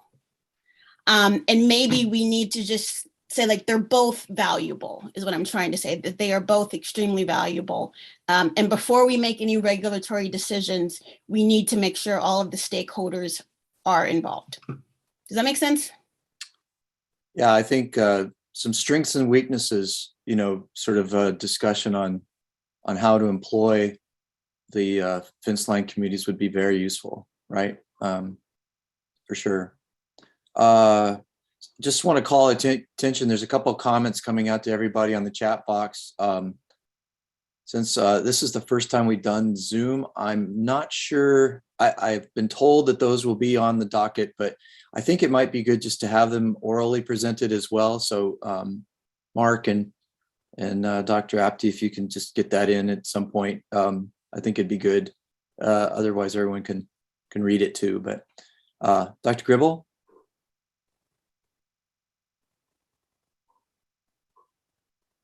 You're on mute. I'm not hearing you. Yeah, I am. Hi, this is Dr. Gribble, a temporary SACC member. I wanted to echo the comments that we saw in the public comments, as well as from Dr. Enseld, about the importance and value of community consultation, while also wanting to speak a little bit to burden, especially during COVID. A lot of communities are very bandwidth constrained, potentially very resource constrained. And I would be concerned about offloading the responsibility of knowing about risks to communities that maybe don't have technical capacity or like dedicated staff to deal with this. I do think that there's value and importance in allowing community input, but I would wonder about the implementation about requirement for community input, because that could potentially delay protecting communities from exposures that nobody necessarily has time to deal with. And I think that in response to some of the industry comments from yesterday about EPA resources being limited, maybe the industry could contribute to this risk assessment process if the methodology were EPA established. So just considerations of the burden of who's having to do this and whose voices are at the table. I do think that encouraging community input is a good idea. I would worry about, especially in the era of COVID, overburdening limited community resources. Okay, thanks. Dr. Baker? Hi, this is Marissa Baker. Speaking, I'm kind of changing the direction a little bit, and I hope that's okay, because I do value the conversation, and I hope we can do more of it with 4B in particular. But One thing that came up from the public comment that I'm also personally interested is, the idea of folks who live in these communities who also may work in these industries. And so I'd like to see a little more attention on, folks who are kind of getting that the double whammy of both working with, presumably a high, potentially a higher exposure, and then also coming home and living in those communities. And so, EPA asked for practical suggestions. And so one idea could be to kind of look at the census blocks that make up these fence line communities, that 10,000 meter buffer, and look at where, the people are working using publicly available BLS data that reports on, how many people are working in these industries, and using that to kind of identify whether or not the estimates need to be made more conservative given the number of folks who might be working in those higher risk industries in the area. Thank you. Thanks. So I've just been informed regarding chat info. Please hold the chat info to the oral component so that we discuss that in an oral manner. So in terms of chatting to everyone, please, I guess, refrain from that if it has something to do with the question in itself. We need to get that on the oral record. So yeah. So Mark, I think you were first on the chat. So I'll go with you first, and then I think we can follow Dr. Apte after that, if that's okay. Yeah, sure. Consistent with your request, my comment was there's value in simplicity. It helps in risk communication, describing to others what we're doing. I think I'm seeing consensus regarding the use of a tiered approach, but I think we need, again, to do some sort of sensitivity analysis to see which factors contribute most to the outcome. And then from there, if we have something that we all can truly agree is a protective screening approach, then from there we can go and look for further data to help elucidate, to find out what reality kind of looks like, if that makes sense. Great, thank you. Dr. Apte? Yeah, basically wanted to completely agree with Dr. Johnson there. I think there's so many different things going on. It's important to rank them and find out what is the most impactful, because there is only so much can be done at a given point in time. So having that in front of the agency to identify the highest risk is probably an important part of the process. Great, thank you.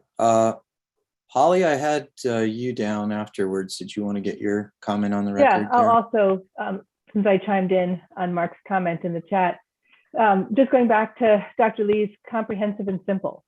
But of course, we need the practical suggestions for what's in that comprehensive and simple. I think it was Dr. Kissel who mentioned before, including things, doing the calculation, and then saying it's not important, which fits in with Dr. Lee's, different pathways are important for different people. So I think that's the comprehensive part that needs to be in the beginning.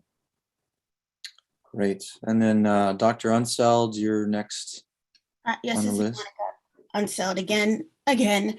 I just wanted to maybe bring up the fact that maybe we're not considering the different ways communities can be engaged. So one, we're not offloading anything to them.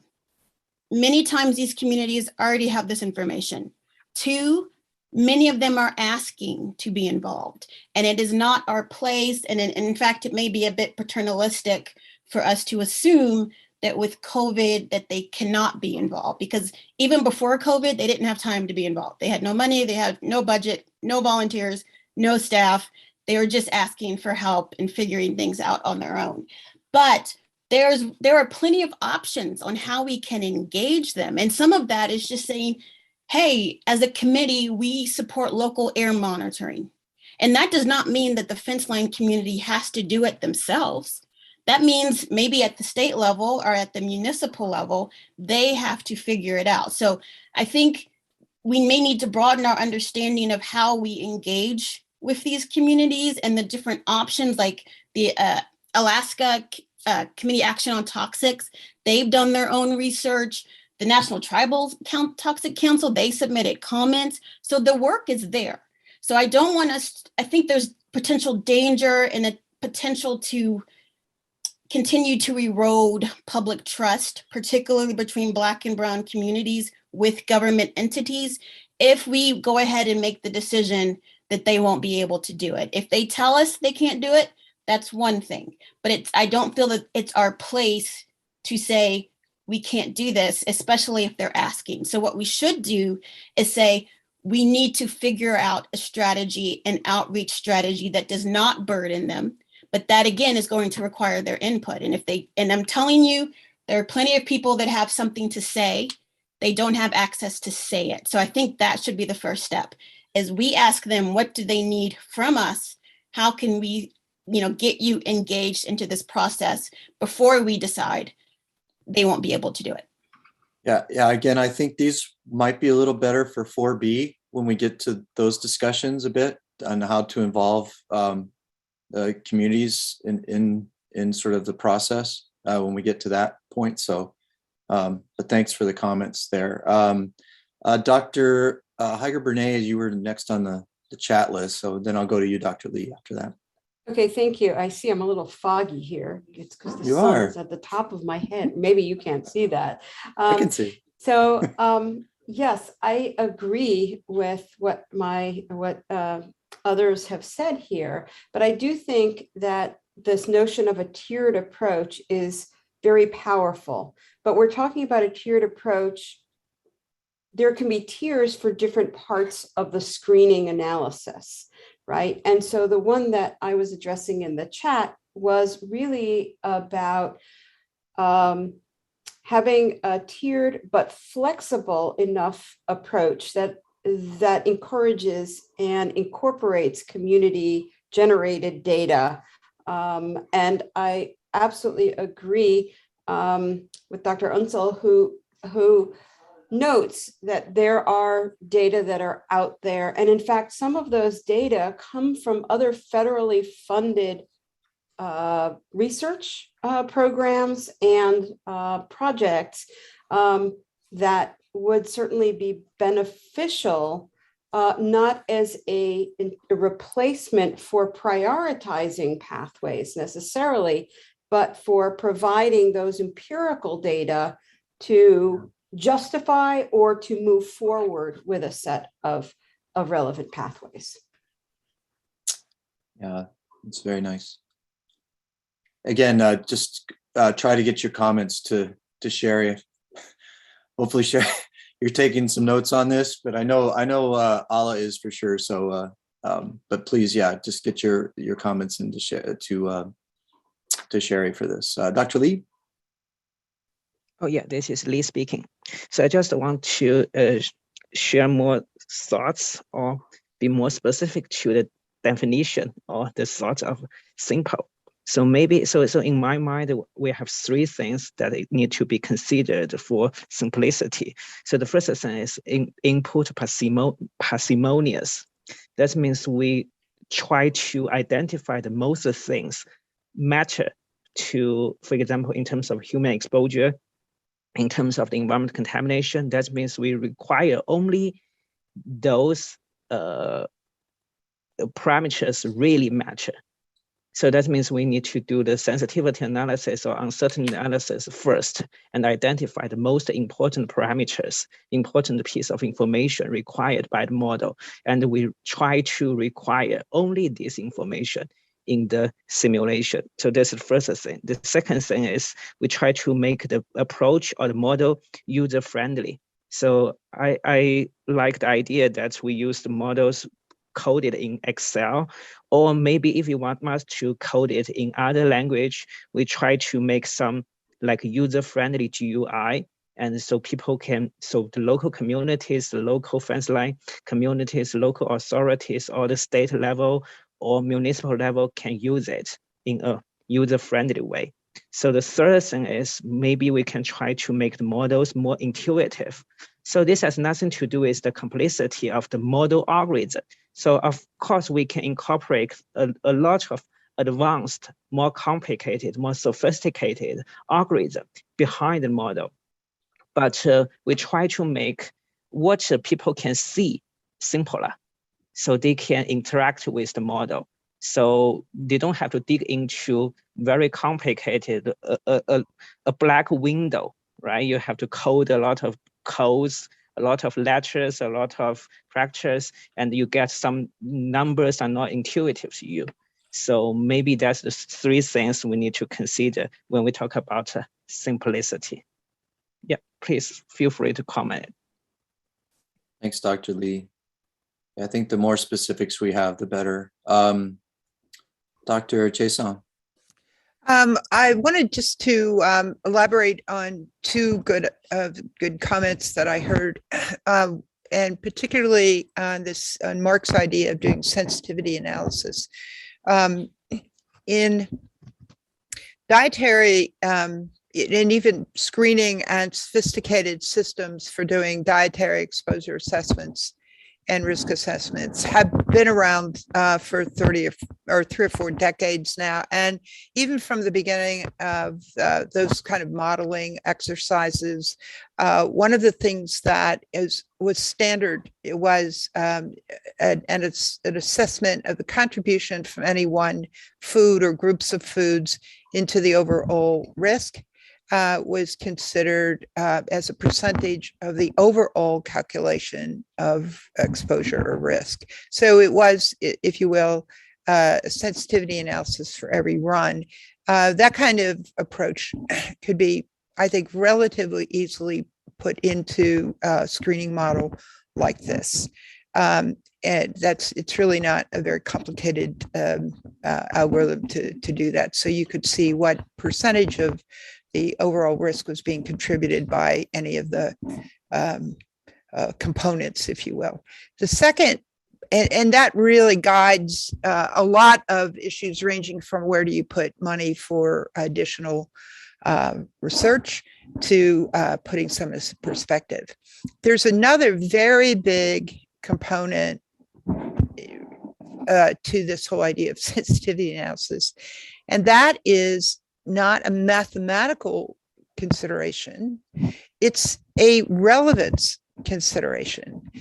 We could have pristine mathematics and sensitivity and uncertainty and variability, calculation, whatever. But if what we're looking at is not relevant to the population under question, then we really miss the boat here. And there are 2 points on this. I'm going to bring this up again later when we're talking about question 4B, but I wonder how many swimming pools are in the backyards of the people who are fence line community livers. And yet we have, just because we've already figured out how to do that kind of calculation, we stuck it in there. I am not suggesting we take it out, but I chuckle at the idea. A couple of things, like these people are fish eaters and they go swimming. Probably not really characterizing this group of people very well.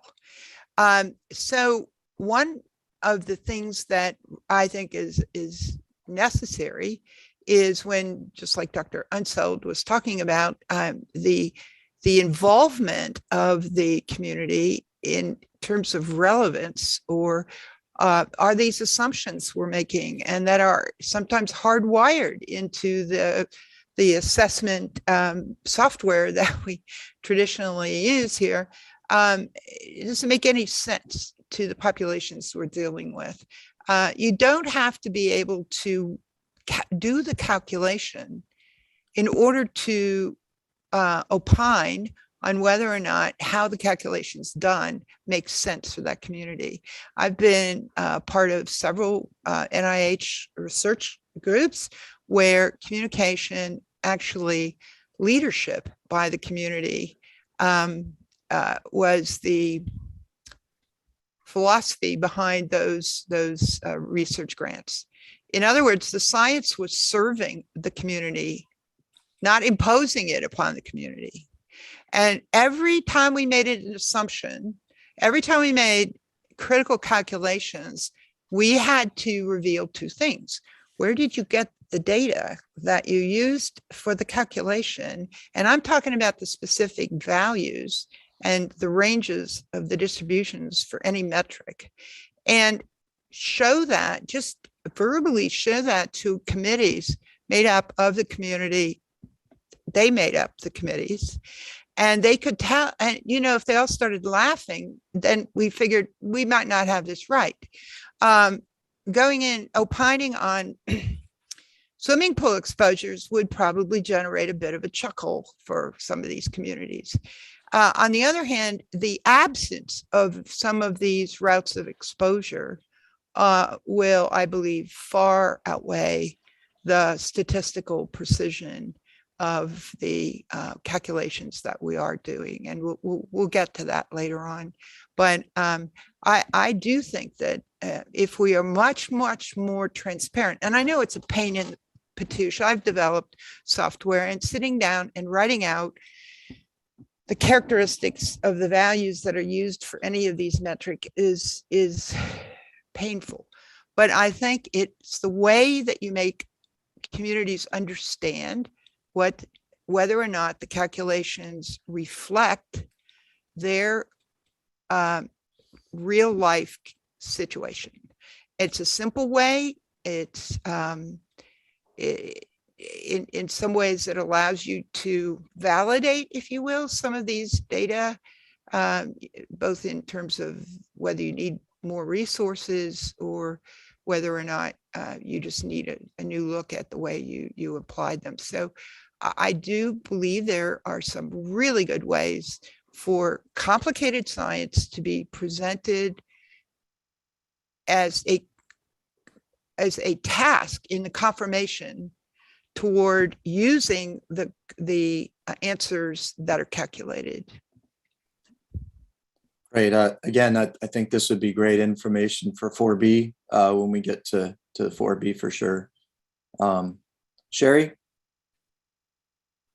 One last thing quickly, just this whole conversation reminded me, there was, at least I believe I saw in the public comments, and other people have referred to some of the existing publicly available tools that EPA has, where you can go online and plug in your address and kind of get an assessment of what your exposures might be. So, now you're having another approach that's also estimating exposures, and the agency should be aware that they will need to address any inconsistencies between those two tools that are publicly available. Mm. Okay, had quite a bit of discussion for question 3. Any other comments? I just wanted to add, I accidentally put it in the chat. Sorry, I forgot. If you have comments for 4B, since we already dived into that, you can send them to me at monica@untiljustice-data-partners.org. That was Dr. Unseld. Thanks. Anybody else have anything? So again, I'd recommend to get your comments as you can to Dr. Blystone, and we'll try to assimilate that into at least some bullet points at the end that we can actually get out to the agency for sure. And again, I would again stress specific recommendations that can be made in terms of some of the comments that were made. Okay, with that, I guess you've heard quite a bit of discussion. Dr. Chowdhury, do you have any questions of clarification regarding the comments made? Afternoon, everybody. Rehan Chaudhry from the EPA. We've listened to the discussion, and I think we can use clarity, or we have question around. We heard, I think, committee members saying they didn't think the current approach was adequate for screening. But here's where we're getting confused. We're seeing one take that is more holistic, and that we're missing pathways. We're grasping that portion of it. We didn't get a clear picture on, well, here's the air pathway and here's the water pathway portion of that. Are those approaches themselves what are the members or committee members' thoughts on the air methodology or the water methodology? So that's, I think the team as a whole is kind of feeling like, well, if we build it out and made it more holistic, we still have components to it. So if the committee members can elaborate or clarify their position on that, that would help us. Great, thanks. Dr. Davies. I can clarify right now that my PBT comment was meant for the air and water pathways. Okay. In addition to the rest of the pathways that are missing.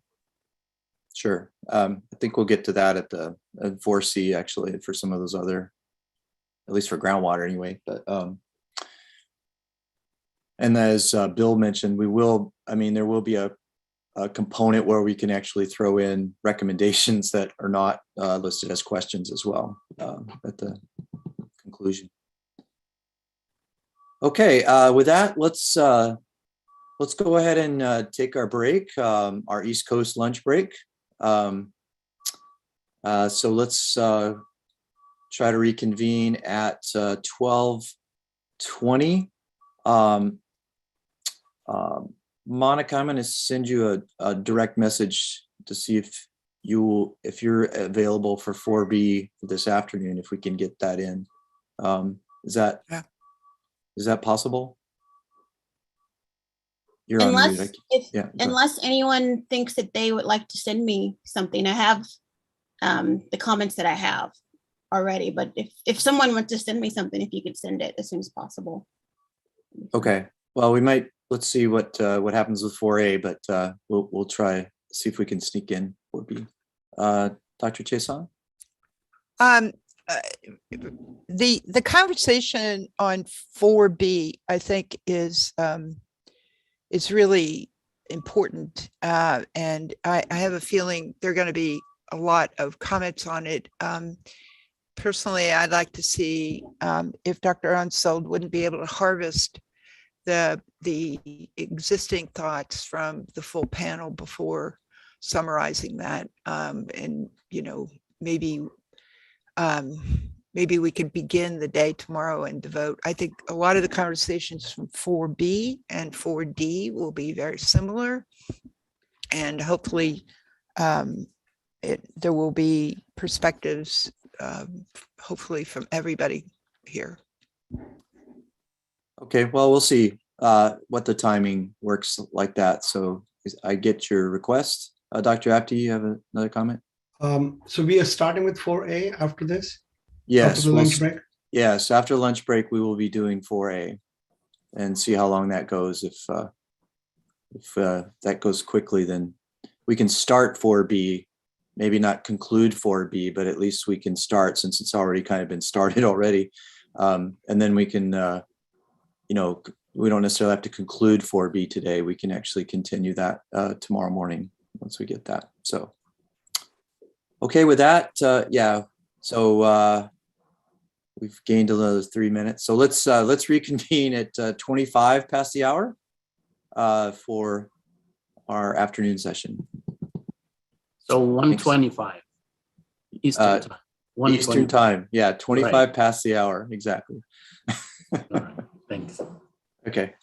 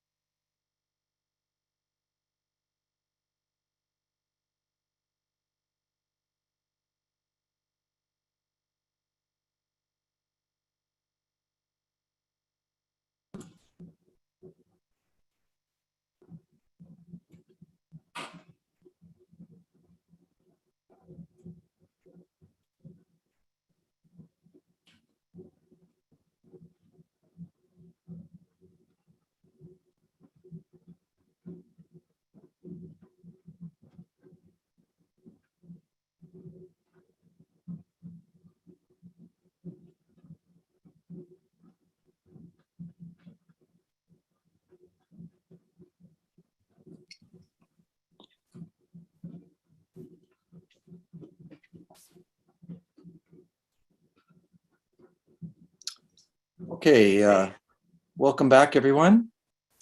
At this point, let's go ahead and I'll take a quick roll call for folks, and we'll move forward from there. So begin alphabetically again. Dr. Apte? Dr. Apte? Okay, Dr. Baker? Present. Thank you. Dr. Blystone? Here. Dr. Calder? Present. Dr. Chason? Dr. Chason? Dr. Cobb? Dr. Cobb? Here. Gotcha. That mute button's tough, isn't it? Well, I got a bar that pulls up when there's something alerting to me. So. Oh, watch out for those alerts. Dr. Davies? I'm here. Dr. Doucette? Virtually present. Virtually present. Haven't heard that one before. That was your standard one last time, actually, Yep. wasn't it? Thought I'd reuse it. Dr. Ferry? Present. Dr. Gribble? Here. Dr. Heiger Bernays? Dr. Heiger Bernays? Okay. Dr. Henneman? Dr. Henneman? Present. Gotcha. Thanks. Dr. Johnson? Here. Dr. Kissel? Present. Thanks. Dr. Lee? Present. Great. Dr. Mizerlian? Dr. Mizerlian? Dr. Prisbala? Present. Great. Dr. Reif? Present. And Dr. Reese? Got it right there. Present. Great. Thanks. Dr. Rollins? Still no Dr. Rollins. Okay. Dr. Satyana Rayana? Okay. I think she might be out today at this point. Dr. Unseld? Present. Got it. And Dr. Voorhees? Present. Got it. Let's go back. Dr. Apte? Dr. Apte? Okay. Dr. Chason? Present. Gotcha. And Dr. Heiger Bernays? Dr. Heiger Bernays? Okay. Dr. Mizerlian? Okay. Got a few missing there, but we've got enough for quorum, so we'll go ahead and move forward. So what we're going to try to do today is we'll start with 4A, see how we proceed through that, and begin probably 4B and see how we go through that. I've been asked by the staff if the members of 4C and 4D wouldn't mind making comments on those questions today to try to end early, but I think based upon discussions before lunch that there was sort of some interest in pursuing this tomorrow as well. So I'll leave that up for a survey. If folks are interested in ending early today or pursuing this tomorrow, please let me know. You can do a direct response on the chat box. That would be great. So again, just let me know whether or not you would like to end today or pursue this tomorrow. That would be great.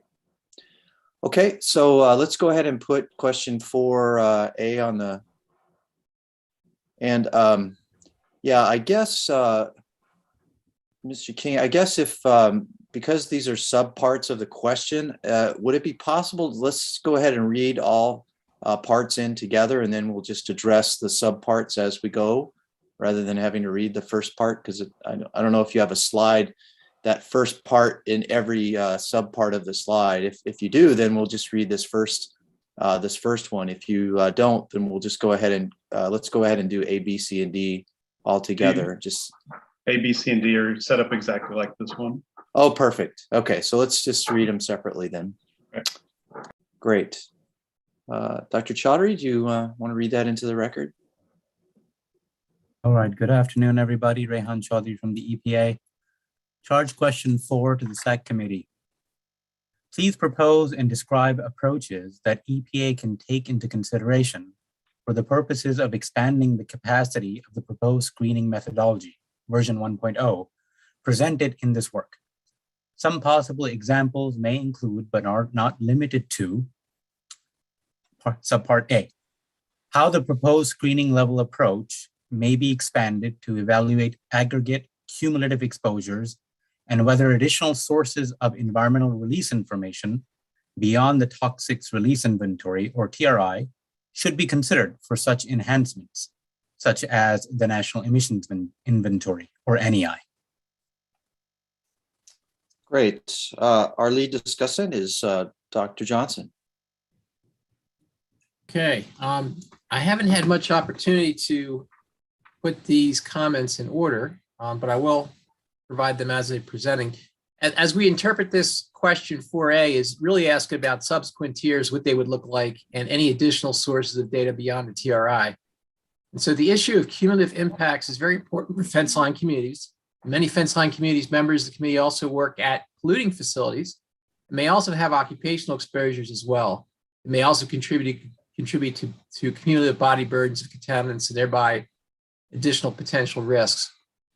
The current screening approach excludes occupational exposure assessments, but an improved version of the screening tool is focused on cumulative impacts that would take a more holistic view of lived experience of fence line communities would benefit.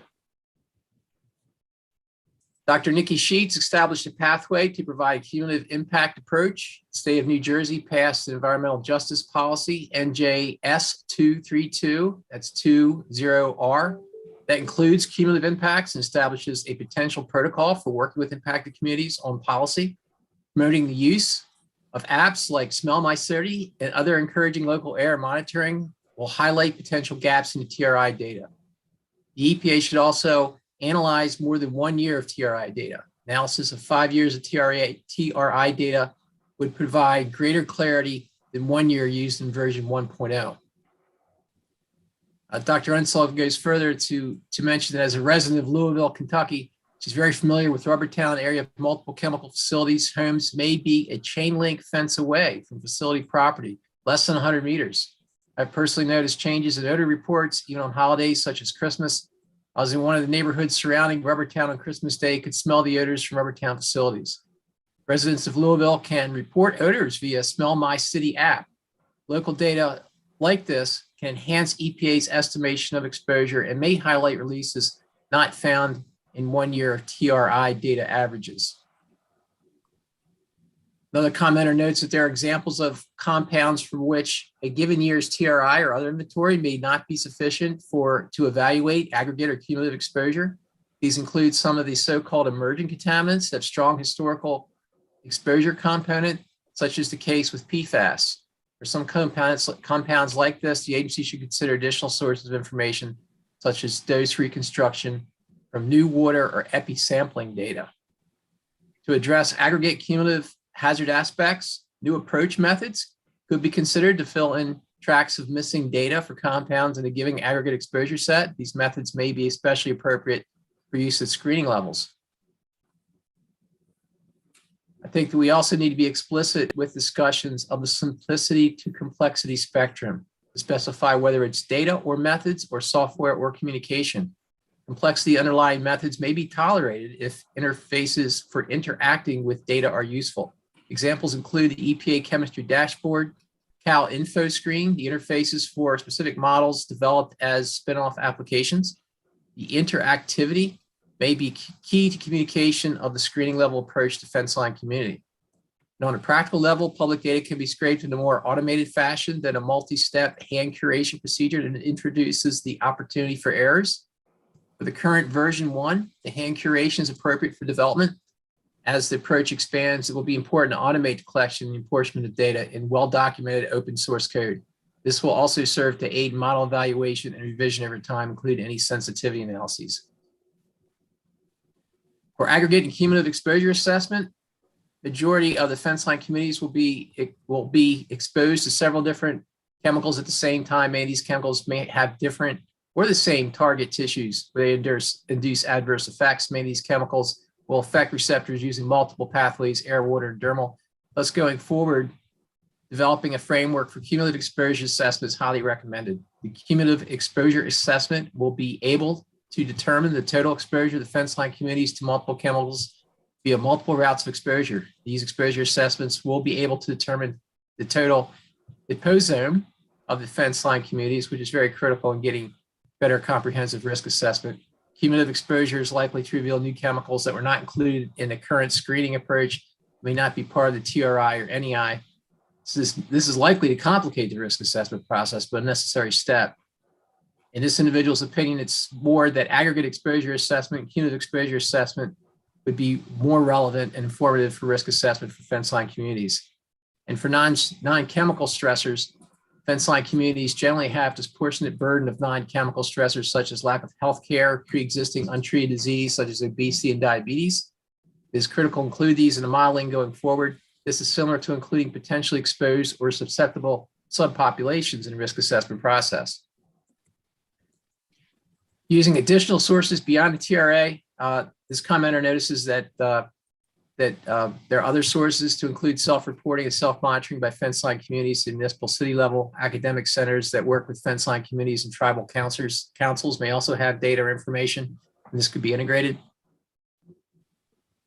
Another comment, the EPA needs to reach out to states and ask what data they may have available and not passively wait for states to contact the EPA. These are some examples from Washington. Other states and territories may have similar data sources. NEI has been mentioned. It is a source of information that this commenter goes to for identifying major sources of a chemical. In Washington, we have priority pollutants for water and permittees do a priority pollutant scan. This is broader than EPA's WA list, Washington list. I am not an expert in water quality permitting, but my understanding is that large industrial facilities monitor for these pollutions once a year. These data go into our Paris database. I don't think data flows to EPA automatically. Methyl chloride is on the Washington priority pollutant list. The NMP is not. I look and there is no additional MECL detections. A small amount of data and assessment was built on, makes it important to look for other data. Fish tissue data is a source of information for level of pollutants in water bodies. This is in addition to looking at fish tissue for fish consumption estimates. In Washington, we use fish data to identify impaired water bodies. Obviously, this is more important than PBTs. We don't have MECL in our fish, but most of our fish have unsafe levels of PCBs, for example. And I would imagine mercury as well. Washington and other states' governments have databases on fish tissue the EPA may find useful. For air quality, Washington has a list of state toxic air pollutants, which lists pollutants that are not federal hazardous air pollutants. Washington has data on TAPs and other sources of information. Other states and local air agencies may also have some information as well. State and local governments have information on small businesses. For example, King County information on dry cleaners is mentioned in previous SACC meetings. This draft report is used for the Trinity report for emissions and assumed dry cleaners using third generation machines based on age of dry cleaning machines in King County, and that 1 BP is a drop in the replacement for PERC. The assumption that they're all third generation machines is not conservative. And one additional comment that I had is if you're thinking about looking at additional tiers, one approach I've seen in the environmental health field, I haven't seen used for human health yet, is the use of Bayesian networks to begin to think about ways to integrate probabilities of different exposure pathways, such as oral inhalation, air exposures, and ones from surface water releases. I could show you an example if you'd like to see an example figuratively of what a Bayesian network sort of looks like, but basically the understanding is that Bayesian networks take distributions of what you think these certain contaminants may follow. It could be a geometric, logarithmic, Gaussian distribution. You have limits. You pretty much have ranges or boundaries on those data, and you sort of Monte Carlo analysis and you link these together. You can link adverse outcome pathway data together if it shares a common mechanism, mode of action. And you can do that for the tox side, you can do it for the exposure side, you can do it for the different pathways. And so I'll just stop there, pending any questions.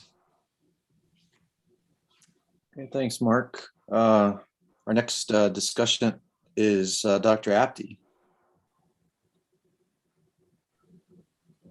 Dr. Apte.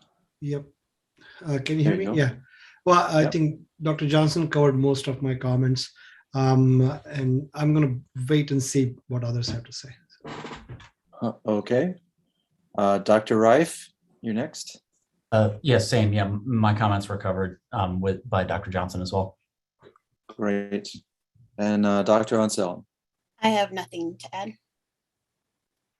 Okay, open it up for other committee members. Dr. Reese. Got it right this time. Thank you. Appreciate it.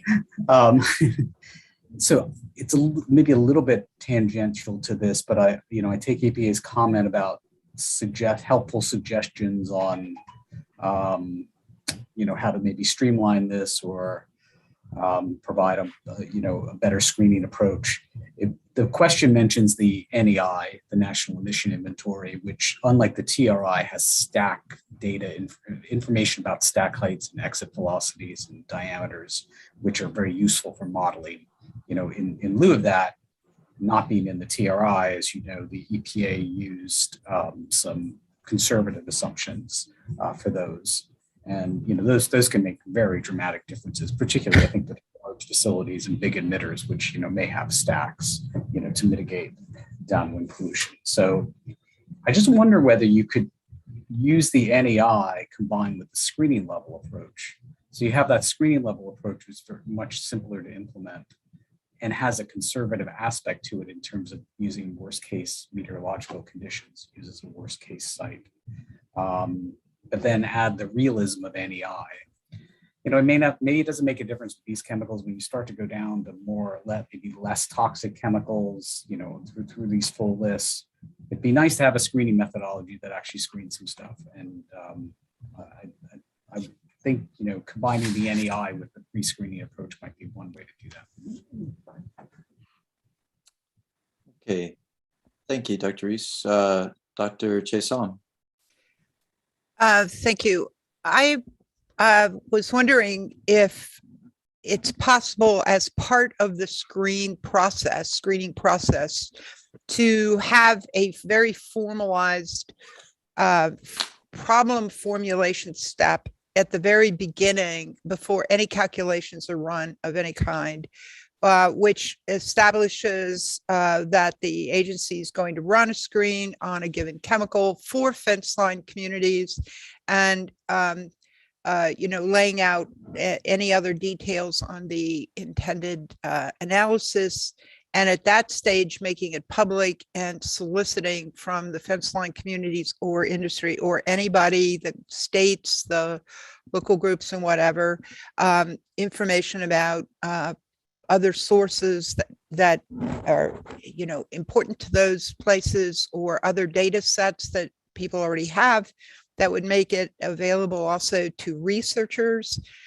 who may have data or approaches or any kind of information that's relevant to the question, and giving the agency an opportunity to harvest what could be quite important upfront information before they have to put an analysis of any kind, screening or otherwise, out there for public comment. So it gives the public and any interested stakeholders an opportunity to contribute to either modification of the problem for, the problem formulation, or any way to inform the assessment. Is that possible?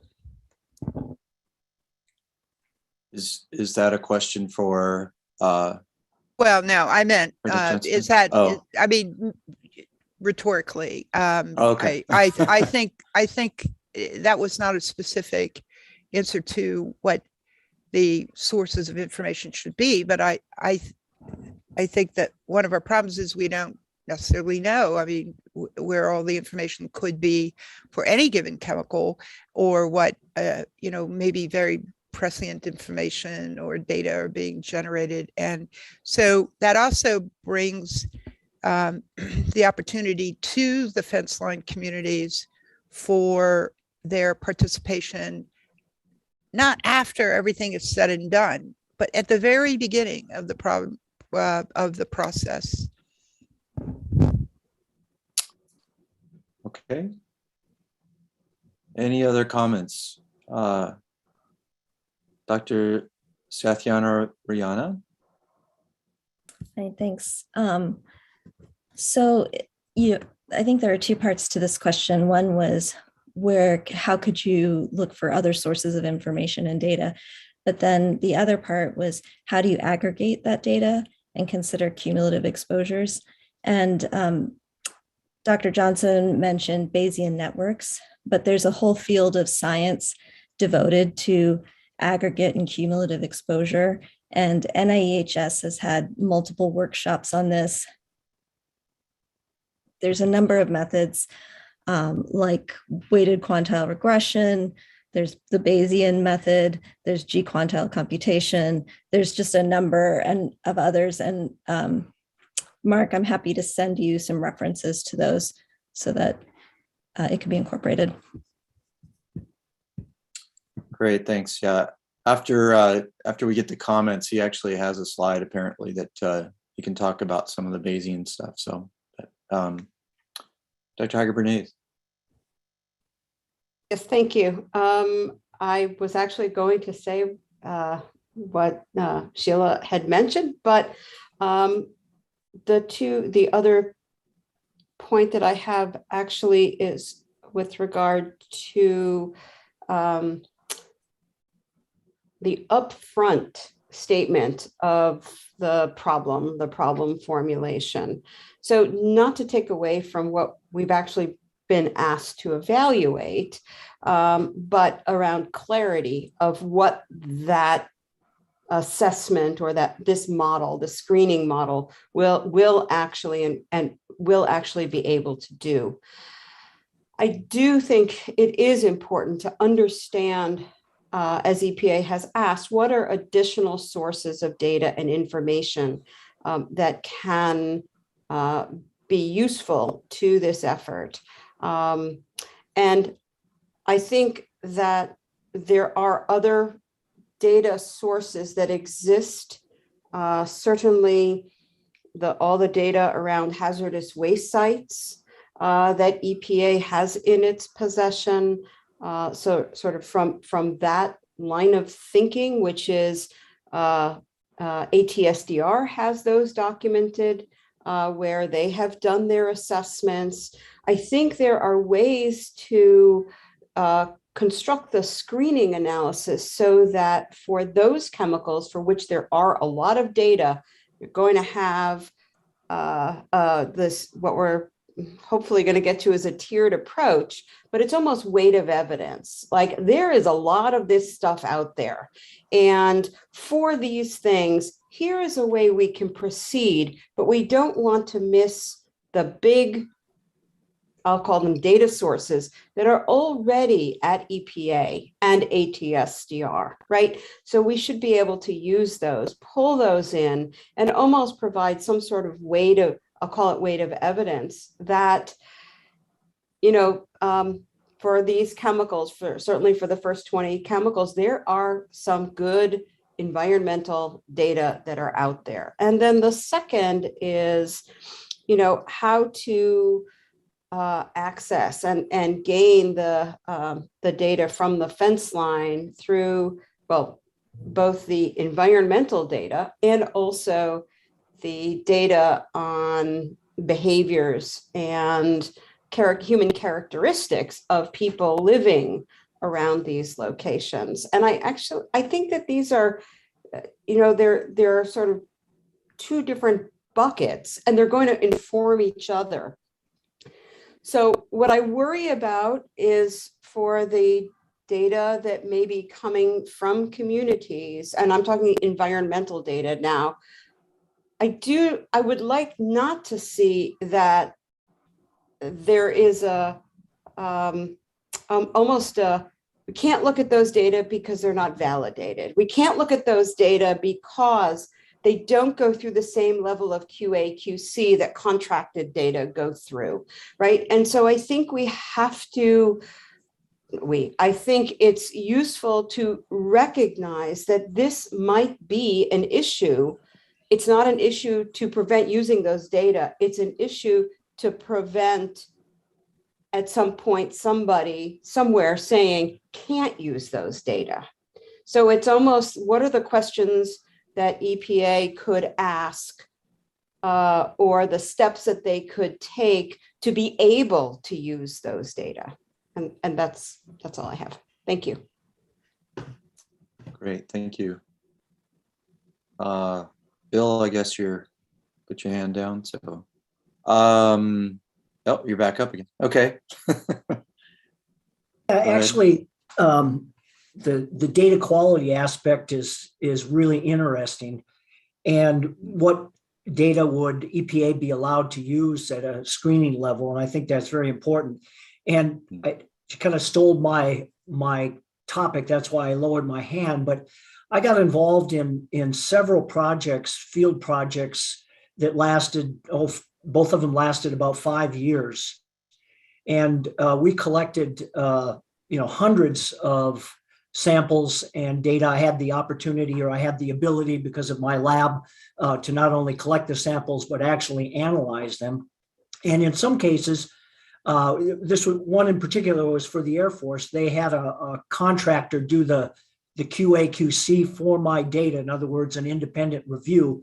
And that's fine. But generally, the other projects that I've been involved with, they hired an academic lab to generate data, not because instead of a contract lab, mainly because the parties involved, the residents around the sites, wanted someone independent to do that. So they didn't trust a consulting engineer hired by the Air Force to do that, but they felt comfortable with an academic lab.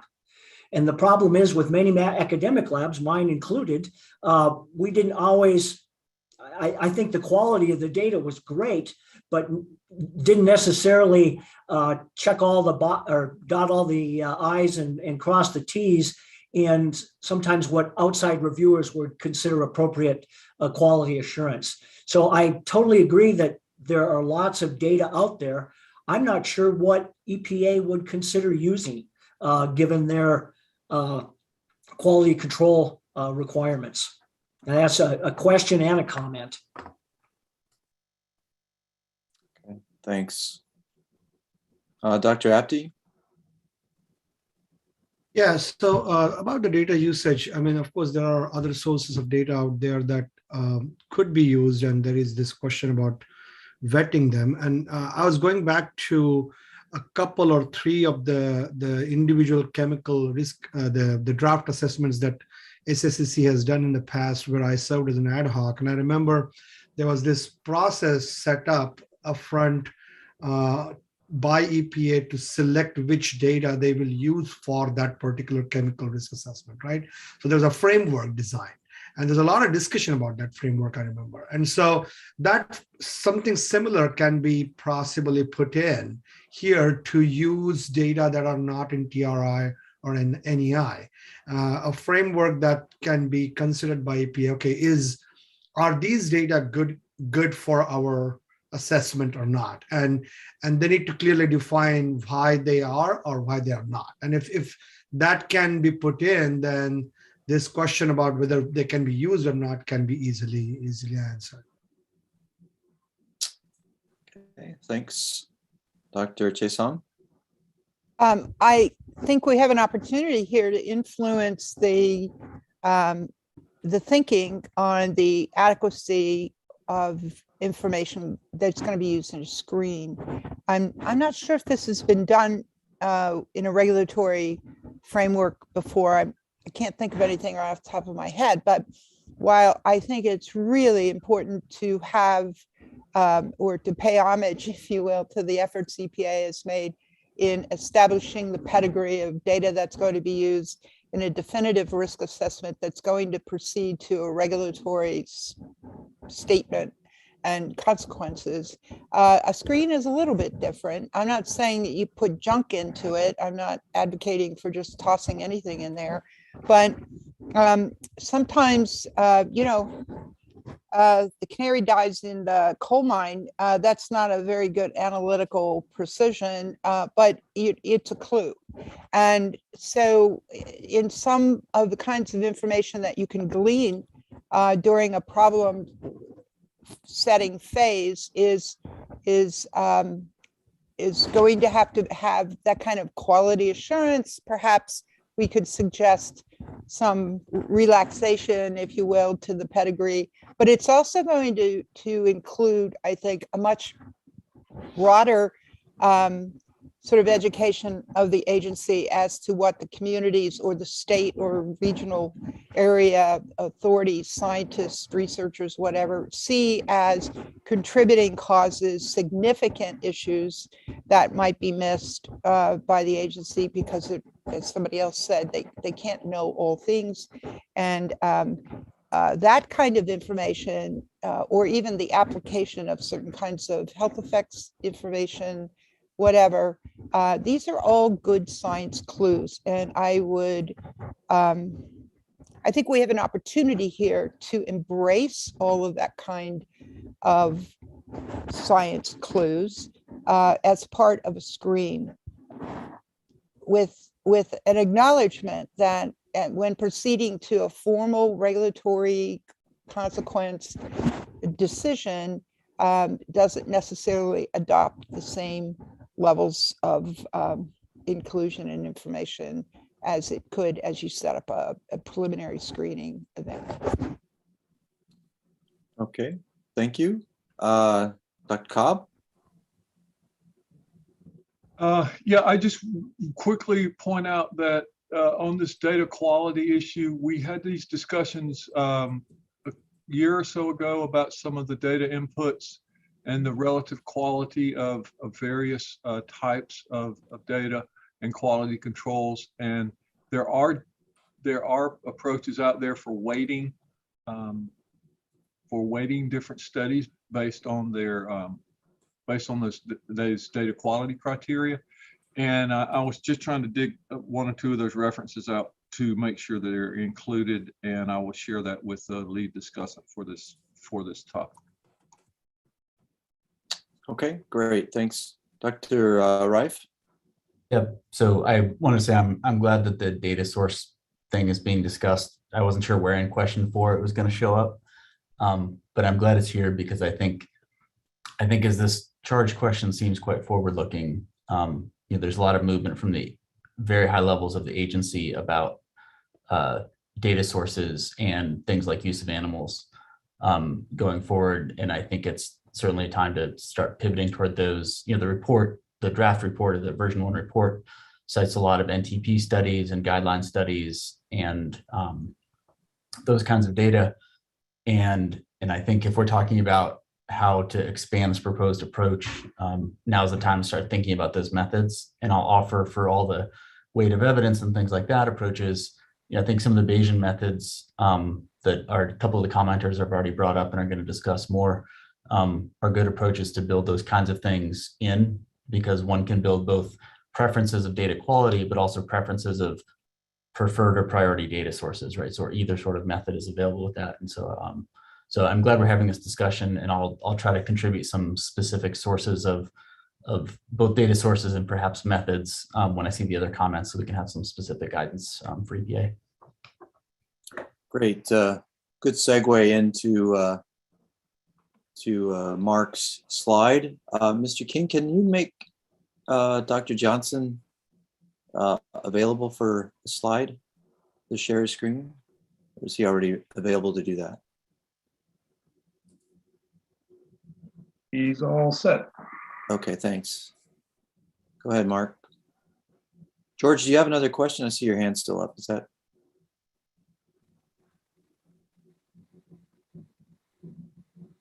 Okay, thanks. Okay, ahead, Mark. so you do have to use your imagination a little bit with this, okay? This may also dovetail with a comment I think I heard earlier about showing conceptual site model, which would be very helpful as well. So people can easily see the pathways you're looking at, through water releases, through air releases, so forth. But this is an example for actually salmon in the river and determining how much effects can the salmon actually experience without adverse effects. But in this particular example, we have organic phosphate pathway, which we know occurs through inhibition of acetylcholinesterase. And this can be integrated within each of these different blocks you see, which are independent networks, and they can all be linked. And so the math isn't that difficult. And I think we can certainly do something like this for human health as well. But the devil is in the details. If you look really deep here, you can see percentages and you can get an idea of what the distributions look like. That they are embedded within each of these networks. But this kind of gives you an idea of what I was talking about. Okay. So I'll stop sharing. Okay, great. Any other panel? Dr. Ansel? Yes, I just wanted to clarify. So when we use the Smell My City app, it's kind of twofold. One is to demonstrate that the facilities may be operating outside of times that they're reporting. So they say they're not on Christmas Day, or they say they close at 5 p.m. and we can say, no, they're not. And the second reason is because once you submit data to that app, someone from the Air Pollution Control District or the University of Louisville will actually go to the area to investigate to see what's going on. So it may not be like the hardcore numbers, but it flags some potential data gaps. Okay, great. Any other comments from panels members on, Mark? Yeah, I just want to add to Dr. Unsel's comment. We were discussing that there's a report, I think, from the American Industrial Hygiene Association, where they looked at odor thresholds and just to ballpark them, the levels at which sublethal effects occur. And more often than not, they do. If you can smell it, that's usually about the region where sublethal effects may be experienced at subchronic levels. And so I'll try to provide that reference as an example. Great. Dr. Hager-Bernay? Yes, I actually think this might be a way at getting at some of the concerns that have been raised earlier about aggregating or averaging over time, and not really capturing the peaks or the peak emissions, the malfunction releases. I think that this might be a way to do that. We have seen this in the communities where we have worked, where there are observations that are made. Again, it's not quantitative data, but it's qualitative, and it may be very useful for deciding sort of how to proceed. Okay, a lot of suggestions there. Any other comments for 4A? Okay, I thought someone maybe was it maybe Dr. Doucette? Did you want to ask EPA a question regarding data quality, or is that something that we've already dealt with? I mean, we did discuss the approach that EPA used to assess the data quality when we were doing the original assessments before this field line report was put out, and they were fairly well defined. And I think we've also addressed that maybe they could allow some flexibility in the screening approach for field data, for example, that didn't go through their quality review, since it's probably useful data, especially in a screening scenario. So I don't know how to articulate or how they should articulate that, but there's, you worry about, okay, so they use that data in a screening method, and then maybe industry or someone else comes back and say, well, that data is no good. You can't make a decision based on that. However, if it's articulated properly and it is just a screening approach, I think a lot of that data could be used. That's my only other comment. So it's a common question. Maybe EPA could come up with a way to express that. Okay, but it's a recommendation that you're going to make. I'm just wondering whether or not you want to ask them, since we have them in the room, so to speak, if that is how they would do it or not. Well, okay, that's the question then for EPA, if I can do that. Oh yeah, we can ask again them a question for that if we want. But that would be I just wanted to make sure. Yep. Okay, let's go through the rest of the comments first, and then we can do that at the end. So, Dr. Davies. I just wanted to add on to this data conversation. This is just a comment to the committee that this is relevant for our systematic review discussion at the next meeting. What data they use, right? It is. And great here too. Preemptive strike, yeah. Dr. Chason. Just commenting on Dr. Doucette's comment, when considering how perfect the data set is, or the information in whatever format that's being presented, the other risk is that you completely miss a clue, or you completely miss a key element of what could be exposure.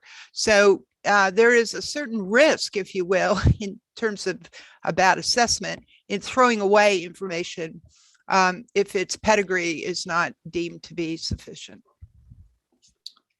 Thanks. So any other comments before we go to the agency? So so Dr. Chowdhury, if you're on, Bill, can you just rephrase your question to him so that he can answer that? Rephrase it. Okay, I'll give it a shot. I guess for a screening exercise, what data criteria would be considered acceptable for use in that particular screening model situation? So this is Rehan Chaudhary from the EPA. I think it's correct that some people have already said this is next in the queue, so to speak, with respect to your SACC meeting on the systematic review protocol. I think what I can say, it depends on the purpose of a screen. With the fence line screening approach, it is intending, let me step back and say, if the screen is intended to inform more thorough evaluations, which will then eventually lead to determinations, the sources we're relying on have to follow the suit of best available science. And so we have a systematic review protocol in place to ensure the information sources we're relying on meet certain minimum criteria. So I think that's where I'd like to leave it, that there is a protocol in place. And when we know a screening approach is going to be informing determinations, leading to rulemaking, we need to rely on that protocol to ensure what we're using meets minimum criteria. Okay, a follow-up then, if you don't mind, Dan, is that all right to Sure. follow up? So what if the data were used exclusively just to illustrate potential pathways? In other words, there's a set of data that looks at a food chain contamination into plants. I've done a lot of plant uptake work. And you might not think that that data meets your data quality, but it suggests that that pathway might be important. And in determining your conceptual model for a particular chemical, could it be used in that way? I think, it gets broader. There's a systematic review protocol that acknowledges certain types of sources go through a rating and evaluation process.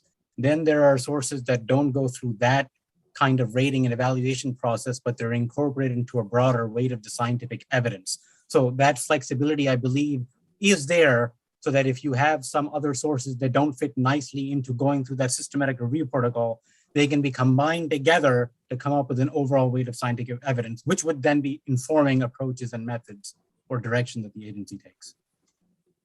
Thank you. And by all means, I'm not the expert on that systematic review protocol, so I think you'll get a lot more in about a month or so. That's the truth. More than we want to know, I think, probably. Okay. So at this point, any other comments that we have before we go to Dr. Chaudhary? Dr. Apte?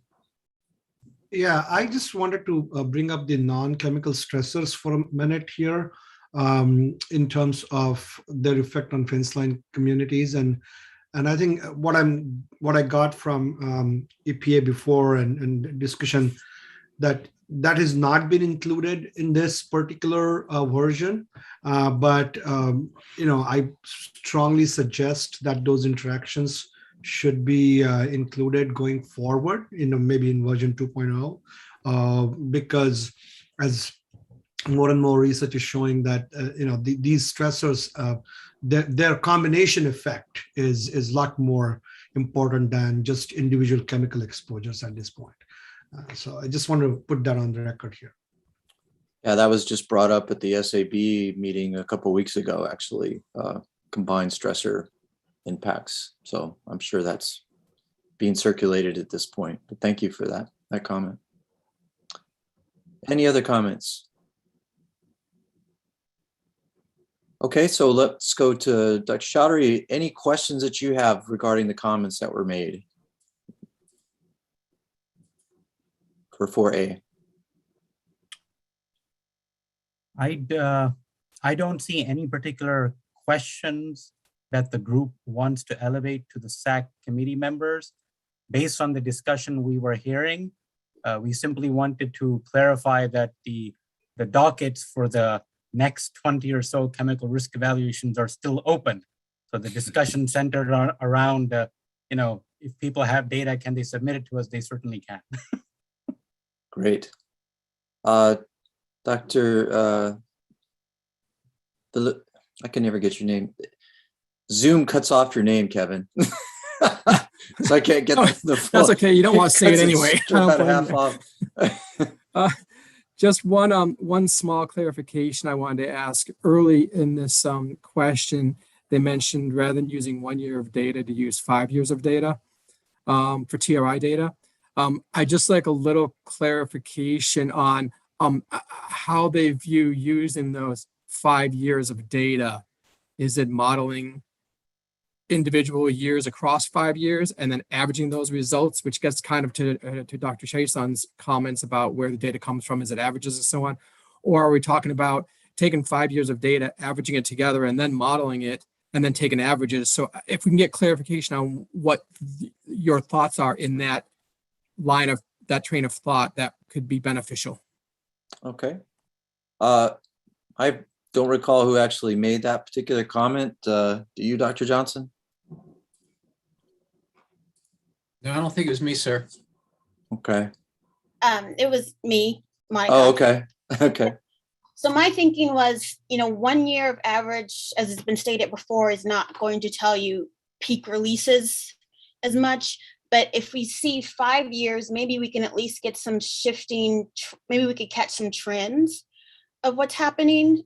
So I guess it would be an average, but hopefully it will just add some more weight. And because every year is not the same, especially with the shifting climate and shifting land use, my thinking was 5 years would just provide more weight to the equations.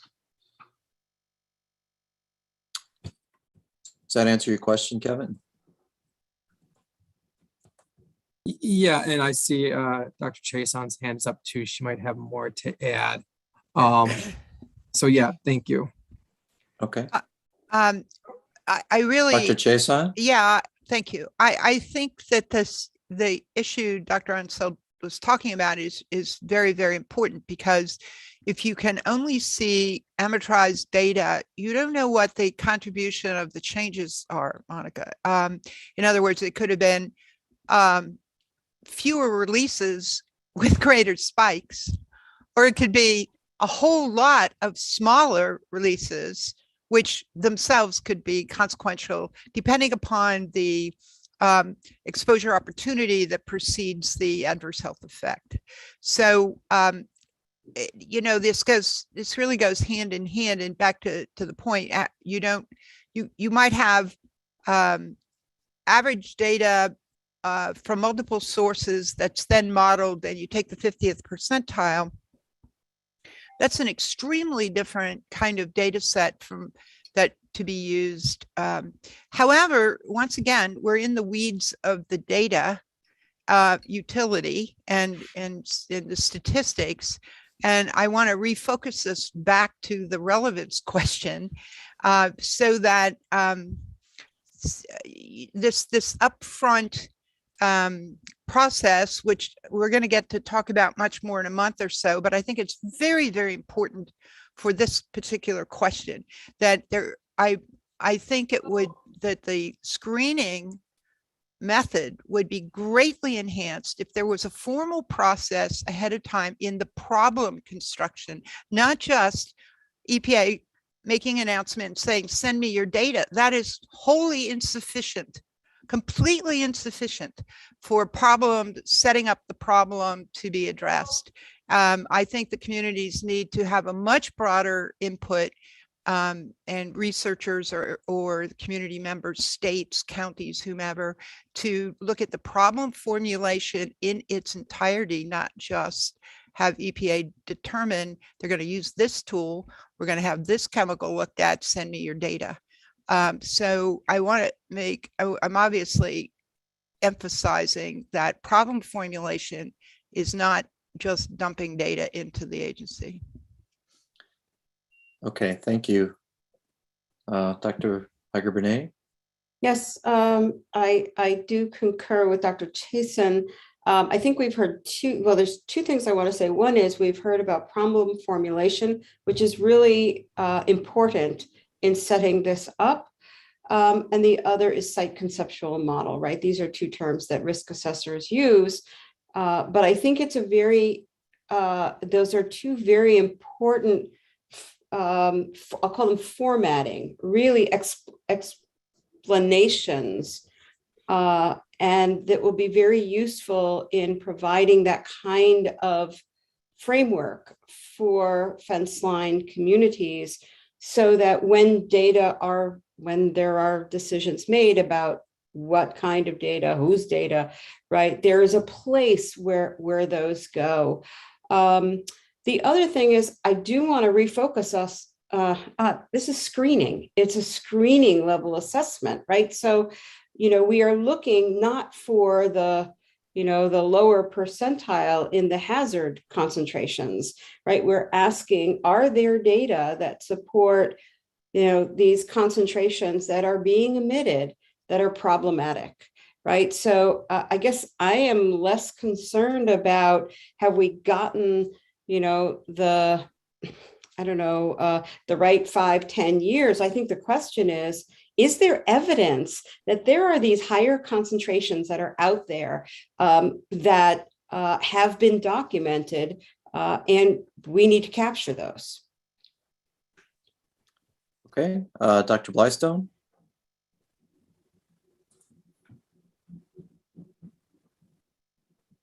You're on mute, Sherry. I am muted, sorry. I've got too many buttons to hit.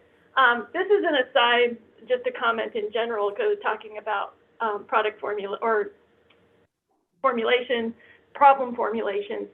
So just to remind people on this committee and the public that may be listening, there is an entire process for risk evaluation of chemicals that includes a problem formulation step that allows public input. So that if you are interested in these, I would highly encourage you to follow what the EPA is doing and use those opportunities to put your input in. Okay, great, thank you. Okay, well, we've sort of gone around a bit. Back to our original question to our point for Dr. Chowdhury was to ask questions of clarification. So I guess you've gotten some more comments to question, perhaps. Is that where we're at here? So while this was happening, some additional core members have highlighted clarifications. I think during this discussion, there was mention of non-chemical stressors. And staff members are saying that if the relevant committee members who were thinking along those lines know of sources or methods to incorporate non-chemical stressors, we would very much like that to be part of your documentation and report and sources that you bring to our attention. Great. Thanks. And I believe there is there's one more question trying to get a little more clarity on use of multiple years of data. For example, when we say let's use multiple years of TRI data with the recent pandemic or effects of the pandemic, do the committee members have any thoughts on whether these kinds of occurrences should be a basis for excluding that kind of data from data sets when you're looking at multiple years or averages? So again, it's not intended more as, we don't intend for you to be able to clarify this on the spot, but when you're writing this up and that's incorporated into your recommendations, if you can also incorporate your thoughts on pandemic related, these kind of occurrences, that will help inform us as to how to proceed as well. Great, thanks. Sheila, can you state your chat info for the verbal record, please? Yes, sorry, I just said that I would send some sources on combining chemical and non-chemical stressors. Thanks for that. Okay, I think we're ready to move on to 4B at this point and begin that discussion.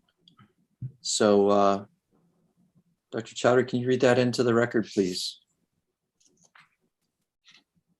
Yes, good afternoon, everybody. Rehan Chaudhry from the EPA. Charge question 4, subpart B, being posed to the SACC committee. Please propose and describe approaches that EPA can take into consideration for the purposes of expanding the capacity of the proposed screening methodology, version 1.0, presented in this work. Some possible examples may include, but are not limited to, subpart B, how the proposed screening level approach may be expanded to identify potential environmental justice or EJ concerns and inform future EJ analyses that can assess racial and economic disparities in exposures. Okay, our lead discussant for this question is Dr. Unseld. Hello, this is Monica Unseld. I just got some of these comments during lunch, so I will try my best to present what was provided to me.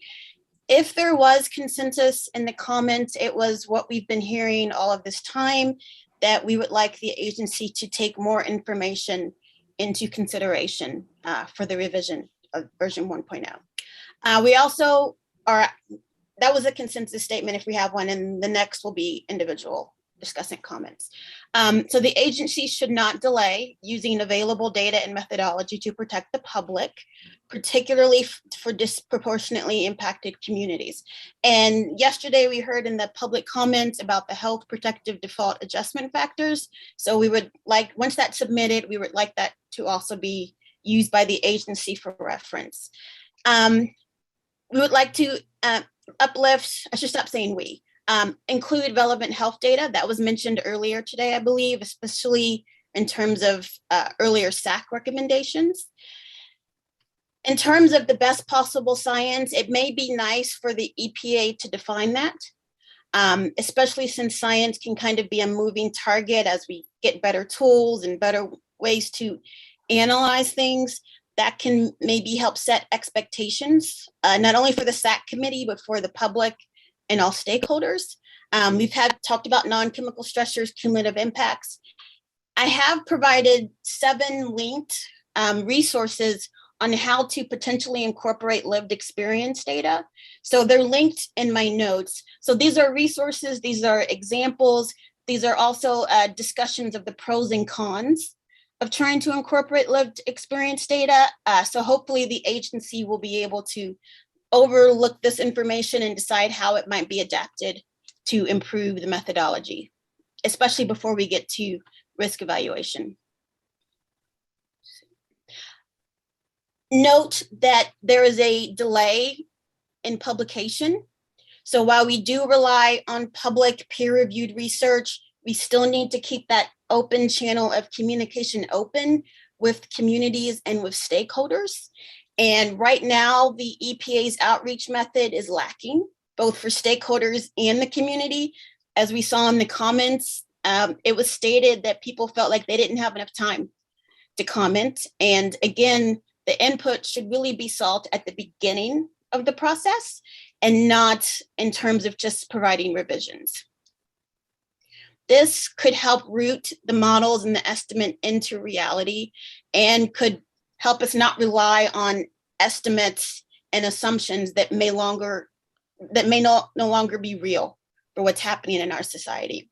As stated before, it's a rapidly changing society, and we can't assume that things will go back to normal, whatever normal was. So we need to make space for what if we do stay in a work from home culture.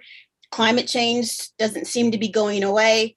So how can we keep those open channels of communication sustained so that the EPA can best know how the published literature, which is delayed, can actually fit what's happening?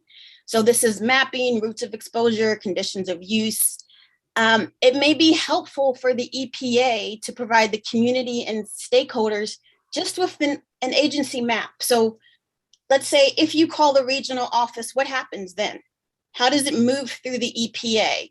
Yesterday we learned that there were different offices. So they talked to the Office of Environmental Justice to learn.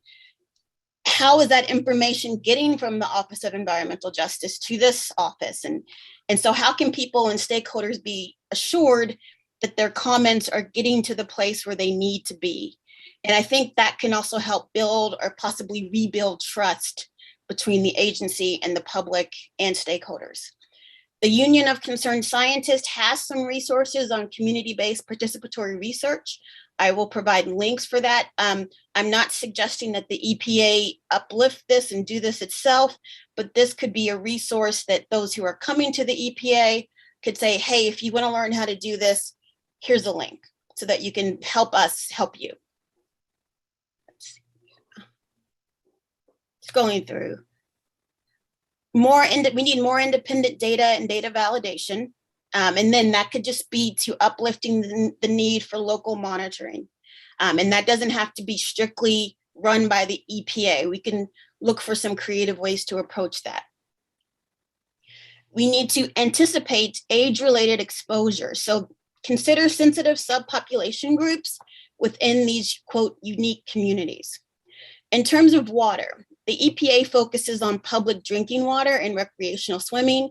As we heard earlier today, that's not a reality or a part of daily life in many fence line and communities of color of lower economic status. So, and once again, uplift the National Tribal Toxic Council. They had some great recommendations. They uplifted routes of exposure in terms of fish, diet, bioaccumulating substances. So we need to consider cultural differences and how that may impact routes of exposure. Include non-commercial exposure sources. And again, that's diet, subsistence foods. And I would think we now need to impact the impact of climate change on that, because we know the Arctic's, the chemicals are bioaccumulating at the poles. And these are also communities that are eating a lot of those fishy mammals and whales and things. So their exposure may be a little different than what you may have here in Louisville, Kentucky. Let's see. Let's consider brownfields and disposal and garbage pits. Fence line communities, there should be automatic safety factors assigned to the communities in the widest use of the term. This is to acknowledge enhanced exposure and susceptibility to the people, especially as compared to populations living commercially defined middle-class lives and diets, reflected in many EPA exposure factors, focused research, and assumptions.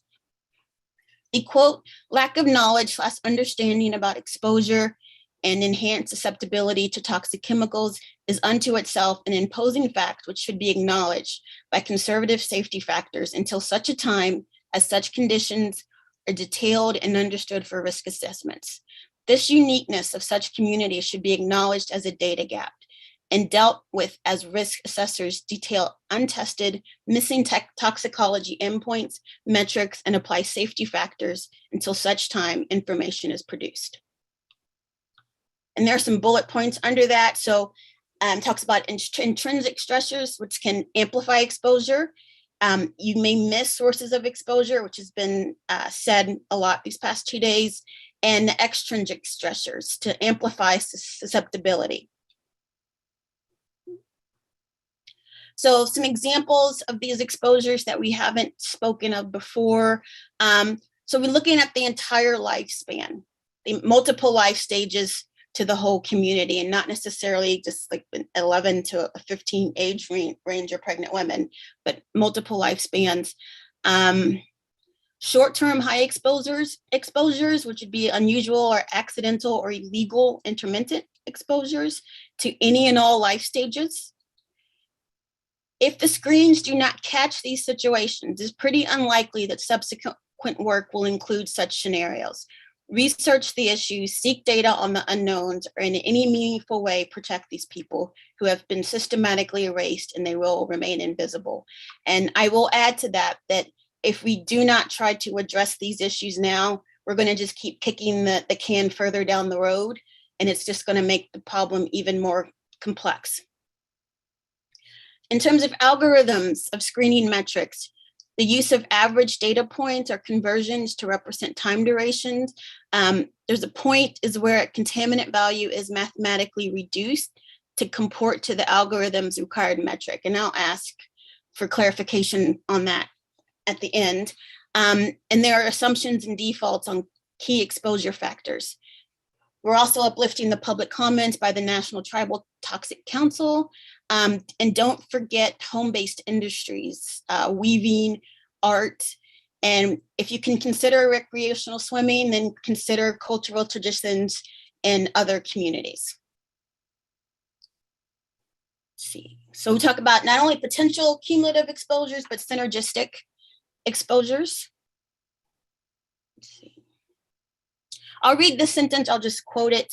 If populations in unique communities, such as fence-line communities, are more likely to experience multiple chemicals exposure scenarios than people in general commercial, non-special communities represented in most regulatory paradigms, is their location, lifestyle, etc., more likely to have situational elements that are likely to deliver exposure to different chemicals and stressors? And has that been studied or documented? And then there's some clarification on that, which I will ask the commenter to provide. Let's see. And again, it's saying if we don't try to catch these situations now, it may make things more difficult down the road. And if I'm paraphrasing that incorrectly, please let me know. So it says needs for future work of EPA, especially to design data, assumption scenarios of exposure, default factors, and there should probably be some discussion about this.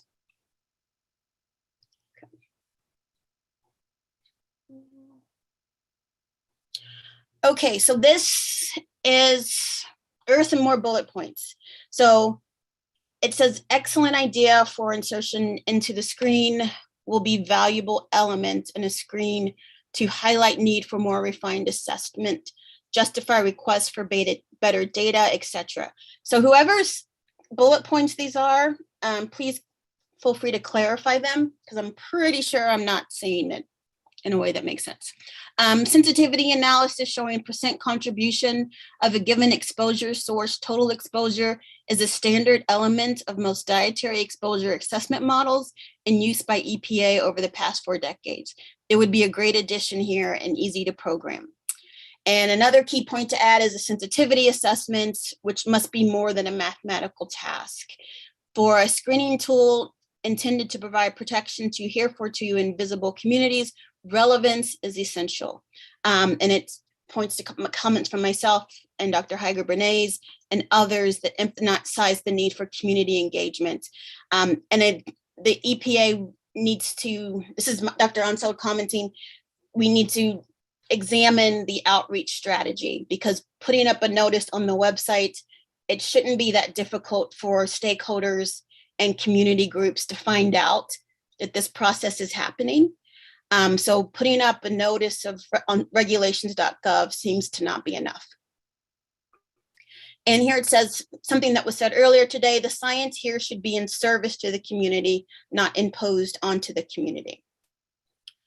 All right, next commenter. The most obvious way to address environmental justice, economic disparities is to analyze the data around the facilities included in the screen. Each census block group contains data on race, ethnicity, and percentage of low-income household. The EPA could analyze this data within 10,000 meters of the facility and compare it to national averages to assess disproportionate impact. These data are contained in the EPA's EJ Screen tool. And then bullet points, there are several limitations that should be considered. While the screening level analysis estimate risks associated with specific facilities, it is not really site specific, because the stack parameters are not specific to the site, but rather selected to be conservative, as well as other factors such as not considering local terrain in nearby buildings. It should also be noted that census tract data are estimates, and there is more uncertainty at the block level. EJ Screen includes this caveat. The second important limitation is that EJ Screen relies on demographic and environmental estimates that involve substantial uncertainty. This is especially true when looking at a small geographic area, such as a single census block group. A single block group is often small and has uncertain estimates. A buffer that is roughly the same size as a block group or smaller will introduce additional uncertainty because it has to approximate the locations of residences. Therefore, it is typically very useful to summarize EJ Screen data for a larger area, covering several block groups in what is called a buffer report.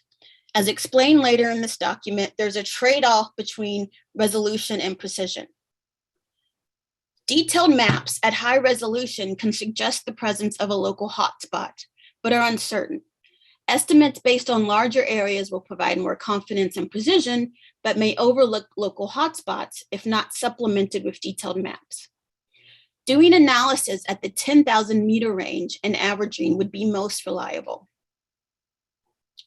Next commenter. Once a community is classified as a fence line community by meeting the definition for air and/or water exposures, its demographics can be evaluated with respect to EJ considerations. However, this is complicated for water exposures since the definition of fence line community is contingent on human behaviors.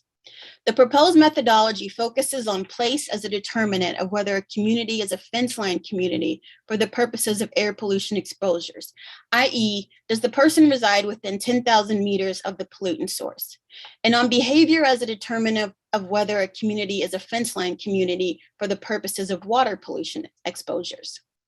The definition of water exposure fence line community refers to persons using the receiving water body as a drinking water source or as a recreational use water from which incidental, oral, and dermal exposures are possible.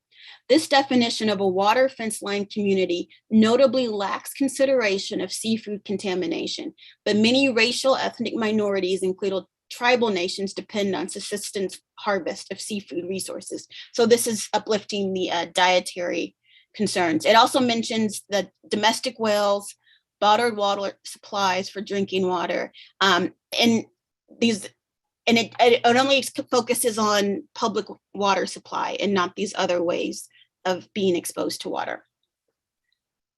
There is systemic underrepresentation in fence line community definitions of persons whose interactions with the receiving water body are mediated through seafood or have turned to private drinking water sources due to perceived contamination that the water body might lead to distortions in subsequent environmental justice analyses due to selection biases.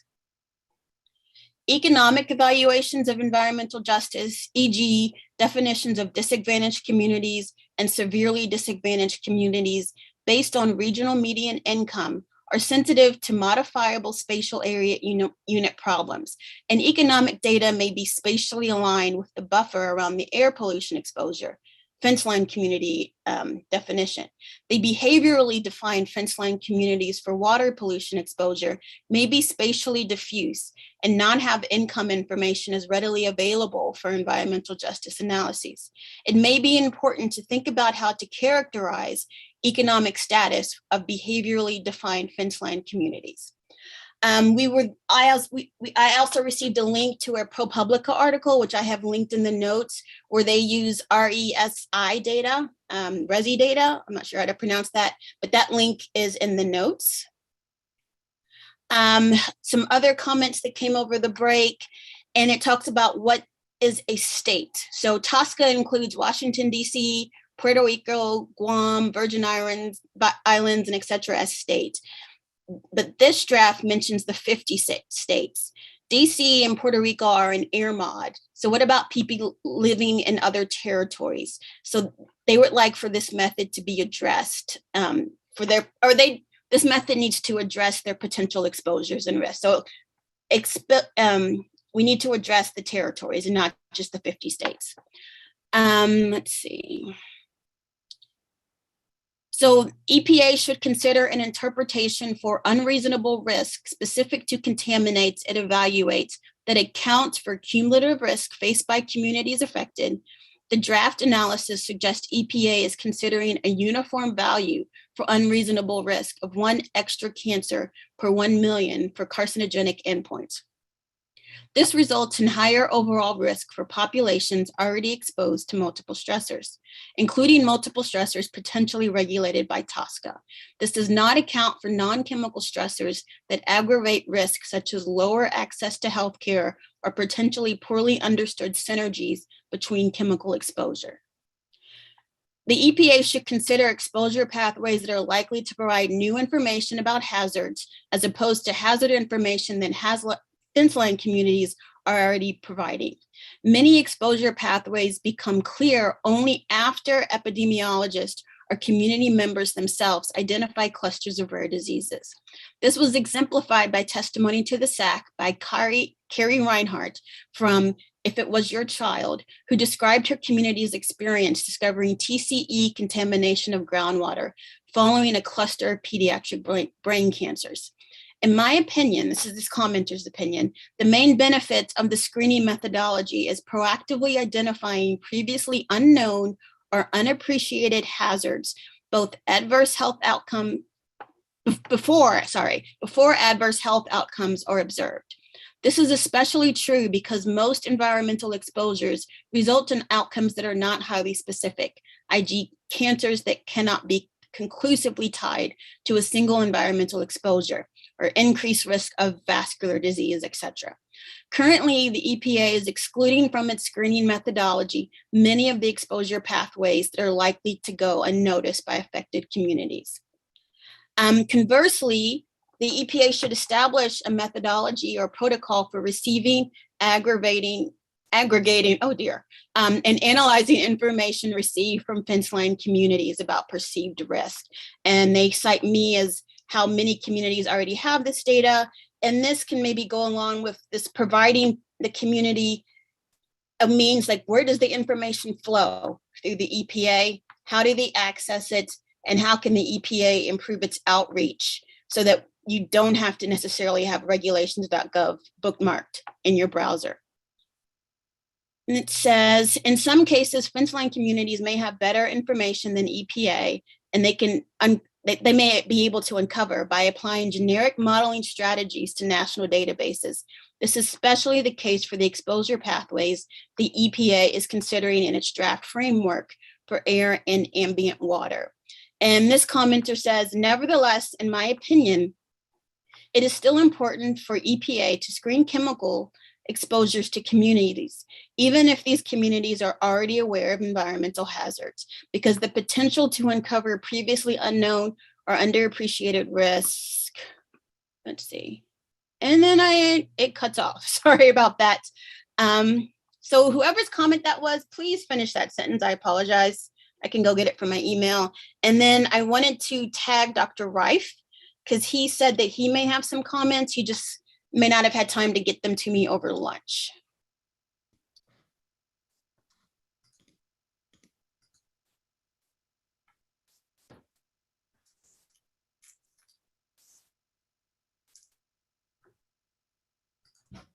Oh, sorry, I can talk. I wasn't sure if I was raising my hand. I wasn't sure if we're doing the, you're muted, Dr. Schlenk. I'm sorry. Not yet. Let Dr. Unseld finish. We'll go through the associates and then we'll go to the committee in general. So. I am finished. Again, I apologize for cutting off that last sentence. I'll try to get it from my email, but I'm finished. That's fine. Thanks. I'm sure whoever gave it to you will have the opportunity to do that at this point. So thanks for the comments. Okay, so let's move through our associate discussants. Dr. Gribble, you're next. So first of all, thanks to this is Matthew Gribble, temporary member of the SAC. First of all, thank you, Dr. Unseld, for summarizing like a gazillion comments. That was heroic. I would like to clarify, because I think that two of the comments that I had inserted might have been a little bit less clear reading through the whole thing. The first is this idea of the distinction between how you're considering the air exposure pathway as centered on the location and drawing a buffer around that, versus the water fence line communities are defined by whether they engage with the water body, regardless of whether they are residentially proximate or not. And so it's a behavioral definition of a water fence line community. And whether or not they engage with the water body is shaped by things like chemical risk perceptions. If people are concerned about a surface water being unsafe, they might not engage with it, which would sort of impose a selection bias of those communities might not meet the definition for the screening process of an environmental justice fence line community, specifically because the water body was impaired, which is kind of backwards. A second point, which I didn't put in my prior written comments to Dr. Unseld, is that we need to be careful for conceptual clarity about the distinction between fence line community and an environmental justice community and environmental justice practice as coded in EPA guidance. So environmental justice is both the need for equitable participation in the policy and decision-making process and achieving equitable outcomes. And so some of the earlier discussion in response to some of the previous charge questions was about how to engage effectively with communities, how to elevate their voices without necessarily penalizing communities that are under-resourced and can't be burdened with having to contribute that information, otherwise it doesn't happen, while also respecting the need for equitable outcomes. Communities, whether or not they've had technical assistance funding, whether or not they've had a research partner, should have protection from environmental insults. The second issue about how we're defining fence line communities, we were already having two different definitions of that within this. Neither of those is tied to the racial, ethnic, or economic dimensions of an EJ community. It's kind of understood that often fence line communities will be enriched for low income or communities of color, but those are separate considerations from spatial considerations of whether this is a fence line community. And so I had suggested that the EPA consider that as a secondary concern. First, define what are your fence line communities, who are these people, and then consider their characteristics as persons, either as members of a minority racial ethnic group or as members of a financially marginalized community. There was a somewhat important mispronunciation, which is totally understandable because there were like a gazillion things to read through. But my point was that there's actually potential spatial misalignment, not alignment, between the spatial definitions useful for economic data and the buffer being drawn around these communities based on the site of the hazardous air pollutants. So if you have economic data that aren't exactly aligned, there are technical challenges that can potentially change your inferences about how to classify regional income. And so I thought that this was an important spatial methodology question for EPA to resolve, is if you're figuring out who's a fence line person based on this buffer or some modified version of that, like a plume for that contaminant, and then you are evaluating that community's economic data, making sure the spatial boundaries are aligned is important. And I thought that the economic evaluation could be very challenging for behaviorally defined communities if they're spatially diffuse. So for example, if you have an oil pipeline and that has a discharge into an aquifer that a lot of people are tapping into. Currently, this is completely not part of the screening process, but it might be that all of those communities around the aquifer drawing in that water for their surface, for their groundwater, could be considered fence line communities for that contaminant at that site. And how that gets handled, if your population that you're trying to protect is spatially distributed in a weird way, how do you do that with EJ? I thought was kind of an open question. Those are my comments. Okay, thanks. Dr. Reese?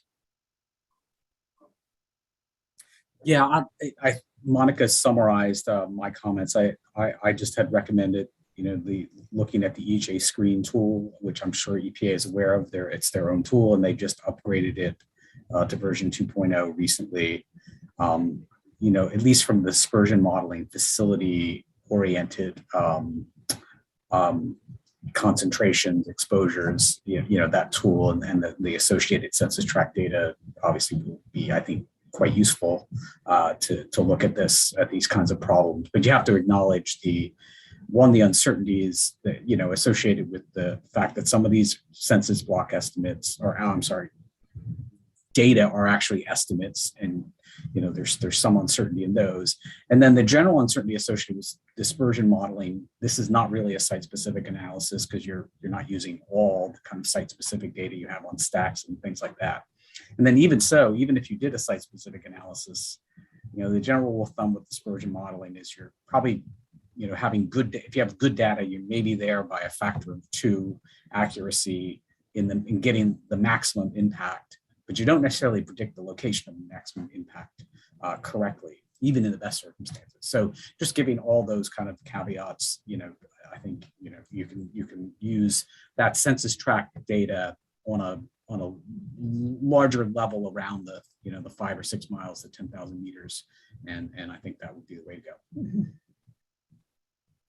Okay, thank you. Dr. Chason. Thank you, Dr. Unseld. That was a great summary put together in just a few minutes. So thanks for that. I was the one who had sent you the comment about the sensitivity analysis. And actually that was part of my response comment for question 3, but it kind of segues into question 4B. Dr. Johnson had talked about the need for a sensitivity analysis, and that first sentence that Dr. Unseld read was referring to the sensitivity analysis to be used as part of a screen. And I personally think that's an excellent idea. It will be a valuable element in the screen to highlight the need for more refined assessments and justify requests for better data if we know that we are looking at least theoretically, a significant contribution to the overall risk. The sensitivity analysis approach that I just described has been being used for almost 4 decades at EPA in doing their dietary exposure and risk assessments. And it's pretty easy. However, for purposes of this screen, which is focused to already a very unique kind of population under unique circumstances, is that the sensitivity assessment has to be more than just a mathematical task. It needs to include, and in fact, maybe begin with the whole idea of whether the screen is relevant and whether the relevant exposure sources are even being considered. The worst thing I think a screen can do is look like it's being conservative and encompassing and then declare no risk or no sign or no evidence of concern. I think that's a huge disservice to the community, and in fact, in total contradiction to the introduction that we heard on day 1 from the Assistant Administrator, Dr. Friedhoff. I think her charge to us and to EPA was to address what EPA has recognized is sort of an underserved problem in science, and the approaches up until now didn't quite meet the mark. So just as Dr.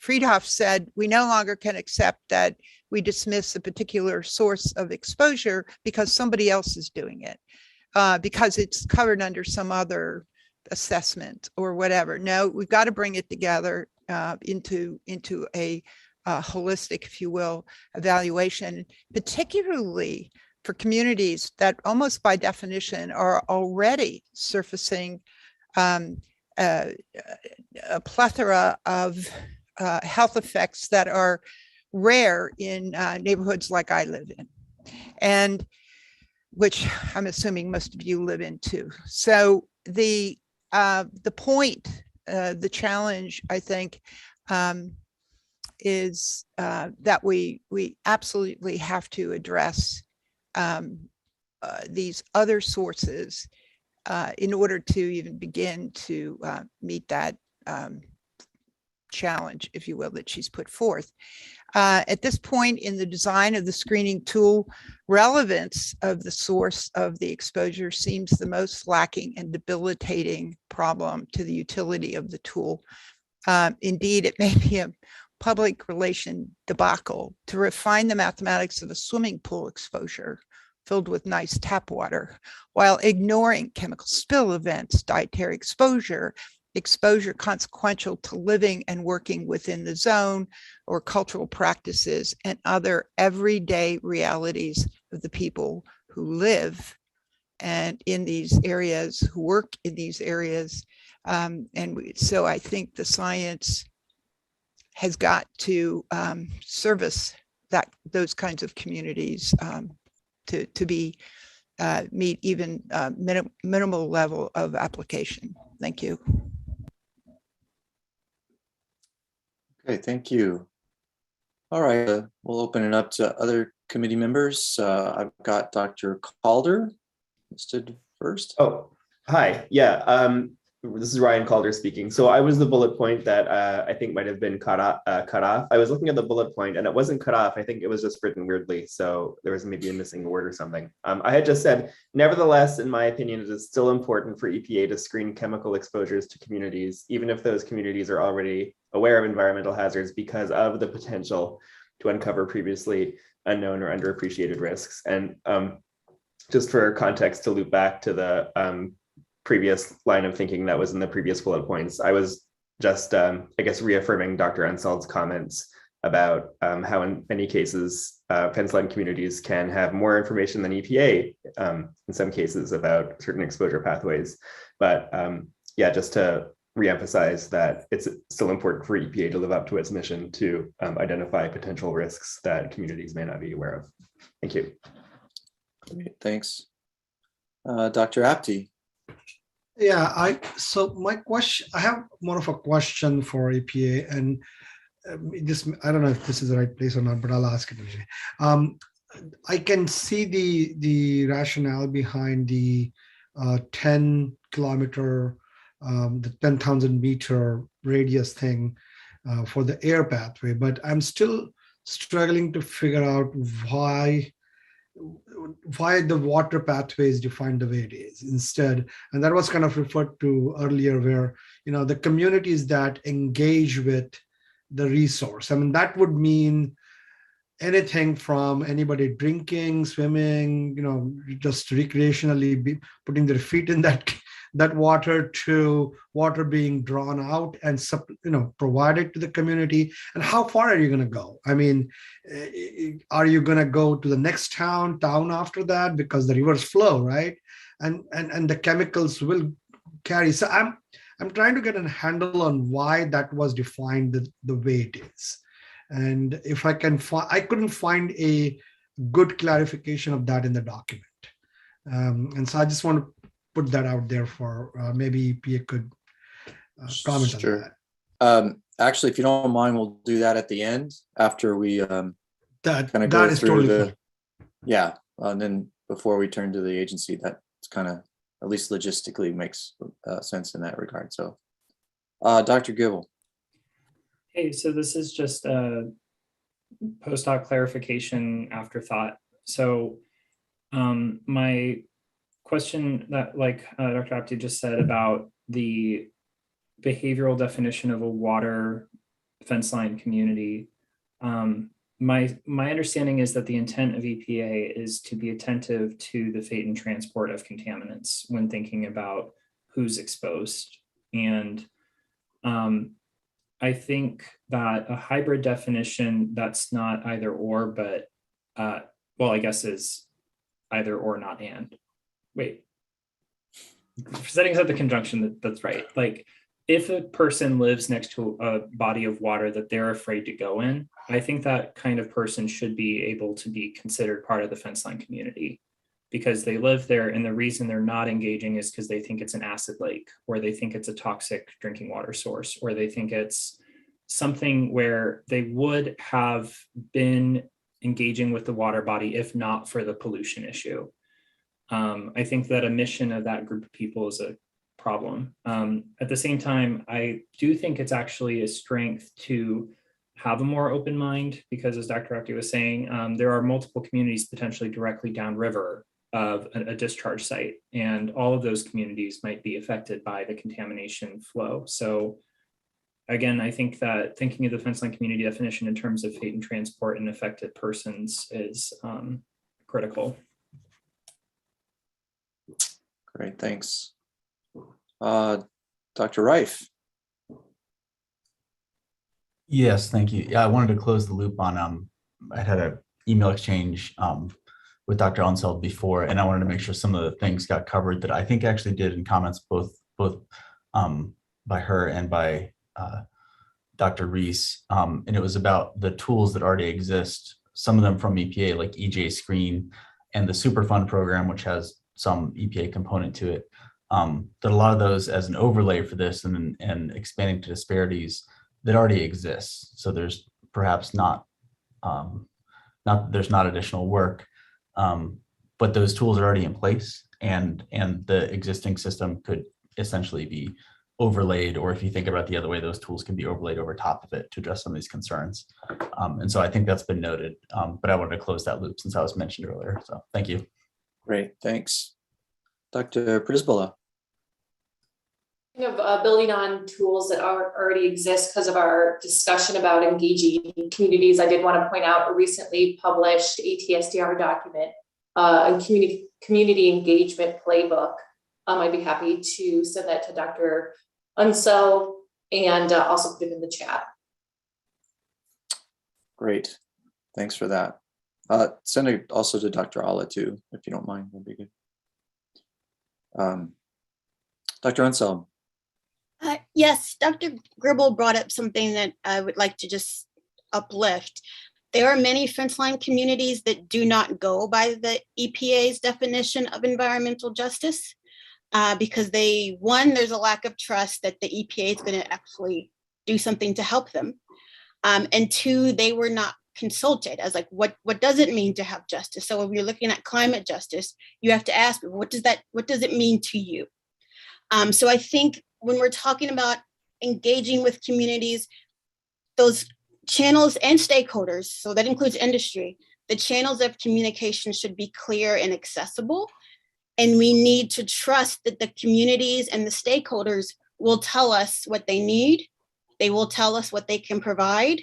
They will tell us what's doing. So just respect the authority of these communities and not necessarily close the door by assuming that the stakeholders and community won't be able to do it. Like, they'll tell us.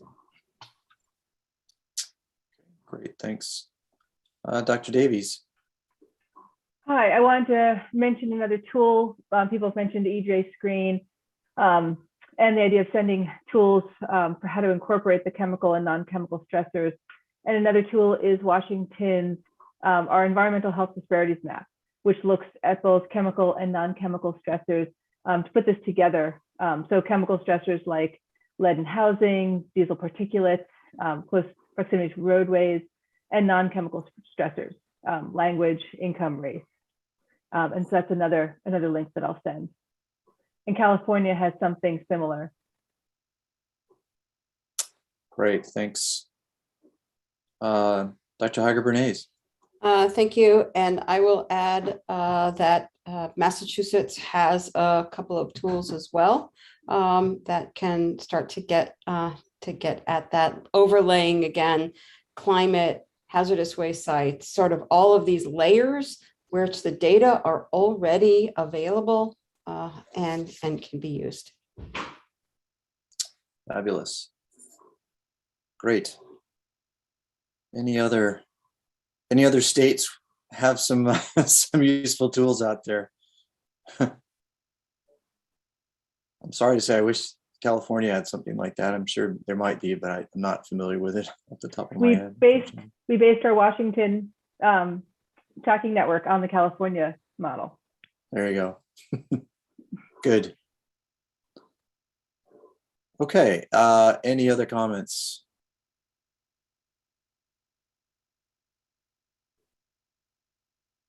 Okay, so Dr. Apte, if you had a question regarding the definition, let's go ahead with that. And Dr. Chowdhury, if you're on, Dr.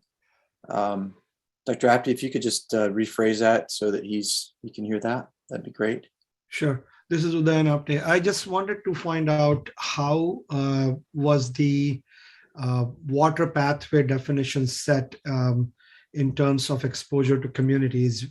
Right now, the way it states that anybody who interacts with the waterway where the effluents are or the chemicals are will become a fence line community. In other words, anybody who either bathes in it or gets the water from it, fishes in it, it doesn't put any distance as it has done for the air pathway.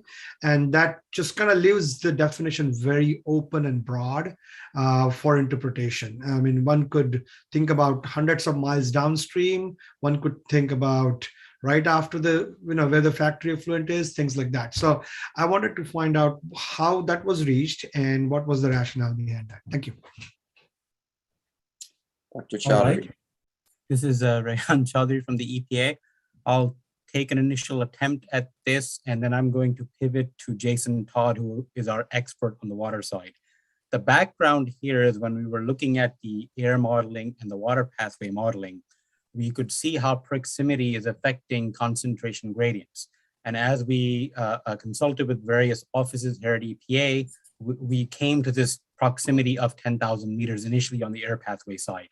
The approaches we're taking on the water pathway are not, those exposure estimates by themselves are not affected by proximity. So we wanted to attempt to be inclusive in that if there are communities or members interacting with an impaired water body, we should consider them initially, recognizing that as you get farther and farther away from a body, you may be less likely to interact with it.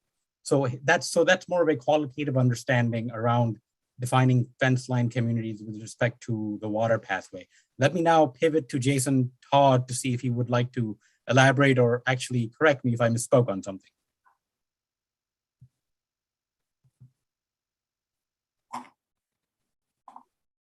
Jason? Yeah, thanks everyone. This is Jason Todd from EPA.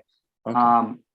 I think Rehan mostly has that right. I think the idea is that for the idea of this analysis was to provide a screening level approach.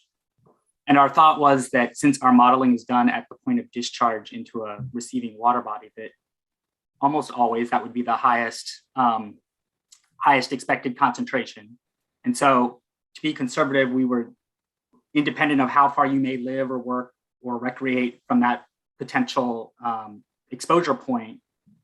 The idea was that simply interacting with that water body would have an effect. I think in the interest of this 1.0, if risk was identified, we would then potentially take into account other considerations. How far downstream is an actual drinking water source? What are fate and transport dynamics? Additional considerations that would further refine that evaluation. But in the interest of being conservative, we did take the kind of presumption that the person is physically recreating or drinking from the water body where the point of discharge is occurring. Does that help? I'm happy to answer any follow-ups that you might have. Oh no, it does help. Just I feel like it's just it keeps the definition very open-ended. I mean, it's for this agency to, it probably is a lot more work for you to honestly to keep this open-ended, because one could say I live 50 miles away from the discharge, but there is this concentration, I interact, I swim in this river, and that because of that I'm now a fence line community, right? Technically that's totally fine to say, rather than defining a definition where has a distance definition there. And so I just thought that should be brought up, and when you go for further thinking about it, I guess that hopefully will come up in your discussions. So thank you for the clarification. I appreciate that.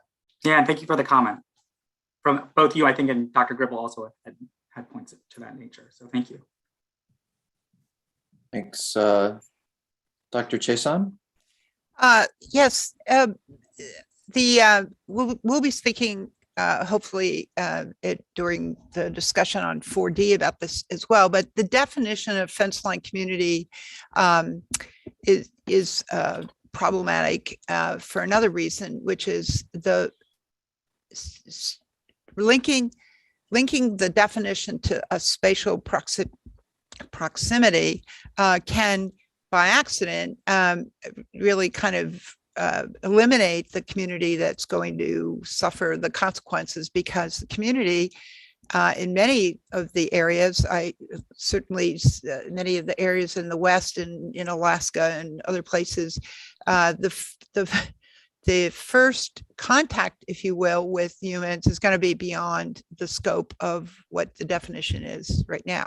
So, and the second thing is certainly for people doing either recreational or subsistence activities in anywhere along those surface water bodies, moving surface water bodies, could certainly be affected. When you say people who would be interacting with the water, people eating stuff out of the water is certainly interacting with it in its most profound way, and not just fish. We detailed 5 zones of subsistence diet throughout Alaska, for example, and there are literally hundreds of things that people eat or put in their foods that come out of waters, which were several miles away from where there were all kinds of environmental issues. So maybe fence line, with that in mind, maybe the definition of fence line community could be linked to 2 things. One would be it's any kind of contact with water that has been polluted because of the effluents or fugitive chemicals coming from there or whatever, and coupled with any kind of higher than a national norm of the occasion of adverse health effects within that community. That's sort of the, once again, the canary in the mine kind of an approach, but those are certainly 2 kinds of clues that we have a problem, and we're not sure where the problem's coming from, but there's reason at least to believe that it's from a given source. And that is almost the underlying philosophy of what a screen is supposed to be. You can, it's not exactly an indictment, but you can clear the evidence up in subsequent assessments. But at least starting with that kind of information, I think, might be helpful. So maybe that would also help the definition of what a fence line community could be. So thank you. Thanks for that. Dr. Cobb? Thank you, Dr. Slank. I had not intended to wade into this question, but given the discussion, I wanted to point out, and this is part of the report that will be issued for response 1, unless we decide to put it somewhere else. In these previous risk determinations, I looked at some of these calculations for for air to water partitioning using the fugacity models that EPA has used to justify these approaches. And in those models, it shows that the chemicals, and specifically I'm looking at a table for perchloroethylene, partitions into water from air such that it increases the concentration by a factor of 2.6 over what was released or predicted to be released from the wastewater treatment plant. So what's happening is the models are predicting of a large proportion of the contaminant to be released into the air and very little to be released into the water, but there's no consideration of what happens to that once it gets into the air. And if you actually use the models that EPA is saying they're using to predict what goes into the water, you have to look at what comes back in over time. And so I don't agree that that's necessarily the most conservative approach that EPA has used, but I will grant that if there is a 10-fold margin of safety, which I think I heard, I don't remember reading that specifically, that a factor of 3 still doesn't get you to a factor of 10. But I think EPA needs to be careful in how they use models to justify one side of a discussion, but then discount or don't use that model to look at the whole picture. Thanks, George. I think that probably might fit with C a little bit when we get into some of the other sources that weren't considered, but thanks for bringing that up. And I don't feel the need to say this again, and we'll put this wherever it goes in the report. Gotcha. I think your point's very clear. Okay, any other comments from the committee on 4B?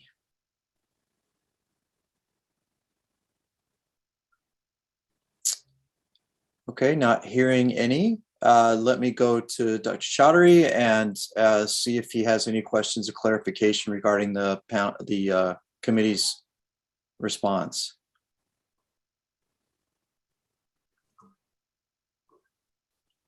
Afternoon, Rehan Chaudhary here. If you just give me a moment, I'm going to confer with the team to see if they have any questions they'd like to bring forward with respect to clarification. No worries.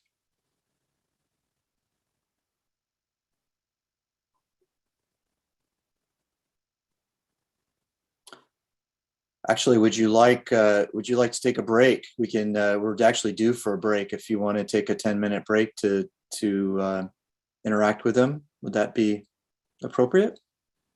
I think that would work out well. It'll give us 10 minutes to clarify whether there are any follow-ups from our end, and great. Everyone can take a brief break as well. Yeah, let's go for a 10-minute break and be back at 30 minutes past the hour. It's actually 12-minute break, but let's go to 30 minutes past the hour.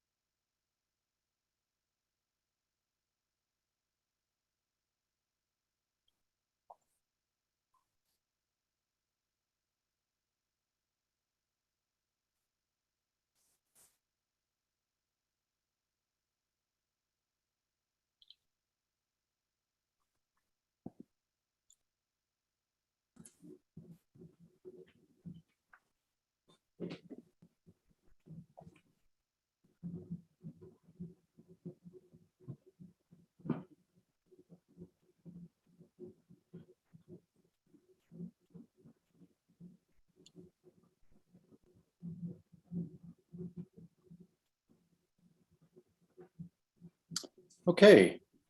I have 30 past the hour. Check and make sure everybody is back. Looks like it so far. At least enough for a quorum. Okay. So let's go to Dr. Chowdhury again, having convened with your affiliates. Do you have any questions or clarification for the comments made by the committee? Afternoon, everybody. Rehan from the EPA. No, we've conferred together, and at the time, there are no further clarifications we need for 4B. Great, thank you very much. So at this point in time, we are scheduled to do 4C, but after getting a few comments back from several members of the committee, I think what we'll do this, I think C particularly might be a bit lengthy, and I don't think we'll be able to get to D for sure today. So I think at this point, let's go ahead and defer C until tomorrow morning, and adjourn for this afternoon. It's 3:30 Eastern, which yeah, I don't think we'll be able to get both in an hour and a half. So let's go ahead and adjourn for today, and then we'll start 4C first thing in the morning. Dr. Kissel, you have your hand up. Yeah, John Kissel. Wanted to say, since this is a kind of a loose end, might as well do it now instead of waiting until tomorrow. But on yesterday, I asked about the permeability coefficient for NMP, and EPA said they would get back to us, and offline or by email, they have shared some the origin story for that number, and it turns out it's an optimization from a PBPK model, which raises additional questions. Normally, so it's from a human trial, and normally human data for a specific compound trumps what you would get from animal studies or from an algorithm that describes a bunch of data or regression through a bunch of data. The problem with multi-parameter PBPK models is that you can get a really nice fit by getting a half a dozen or so parameters wrong, because you compensating errors can make the thing look really, really good when in fact some of the underlying assumptions are wrong. Among the underlying assumptions that they made was to get the number that they're ultimately using, was that only 25% of the skin is exposed to vapor, which means that you're assuming that clothing is a vapor barrier, which is certainly not true. Cotton weave shirts are not vapor impermeable, and basically whole bodies are exposed. It might be that there's a little additional mass transfer resistance because of a stagnant air layer under the clothing, but certainly clothing does not hermetically seal skin. So if you start with some bad assumptions and then do multi-parameter fitting, you can get a number, but I think the assumption that human trial data trumps other options goes away if there's enough questions about the human trial data and how it was derived. And this gets back to a question that somebody else raised, is EPA has multiple estimators for many parameters, and how do they choose them?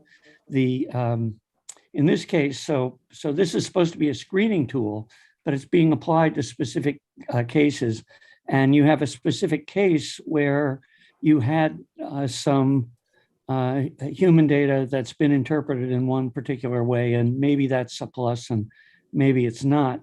I would think a screening tool, we've been through this now. Those of us who are veterans of this process know that the whole process is way too slow to actually deal with the need, the throughput of the number of compounds we have to deal with, or EPA has to deal with, and the amount of time it takes to do these one at a time kind of analyses. That while conceptually you can say, gee, it's good if we've got some compound specific data for this compound. Ultimately, EPA is going to have to resort to some type of a machine learning or automated process, and they're going to want to use the same algorithm for for 200 compounds, and then just start cranking out results. And so I'm not sure in this case that permeability coefficient is preferable to another value of the permeability coefficient that could come from a different direction. And I'm not sure that strategy is workable in the long run, especially for a screening tool. So which question would this be more pertinent towards, would you say? The original question was question 1, because it was a question of clarity, and I wanted to know where the permeability coefficient came from. So I think that's where it should be added. Okay, so if you could please send those to George. I think he's lead on question 1. Right. Perfect. Okay, thanks. All right, so let's, do you have a question, Dr. Chaudhary? Just a clarification, Dr. Schlenk, the clarifications or follow-ups we had sent you, those were sent to the SAC committee members. I think one of them was that KP question and the other had to do with adjustment factors. So those have been relayed? Okay. Yes, those were sent, Allah sent those out to the appropriate individuals. So yeah, we got that. Okay. Well, thanks everybody for full day of discussion. Had a lot of information going back and forth amongst folks. We'll be ready for tomorrow morning and hopefully finish this up. So thanks again, and have a great afternoon and evening on the East Coast. Thank you very much, Dr. Schlenk, for chairing today's session as well. And I would like to thank all the SAC members for contributing in the charge questions 2 and 3 and 4A and B. And we will meet again tomorrow morning. So today's meeting is adjourned. Thank you. Bye. Bye.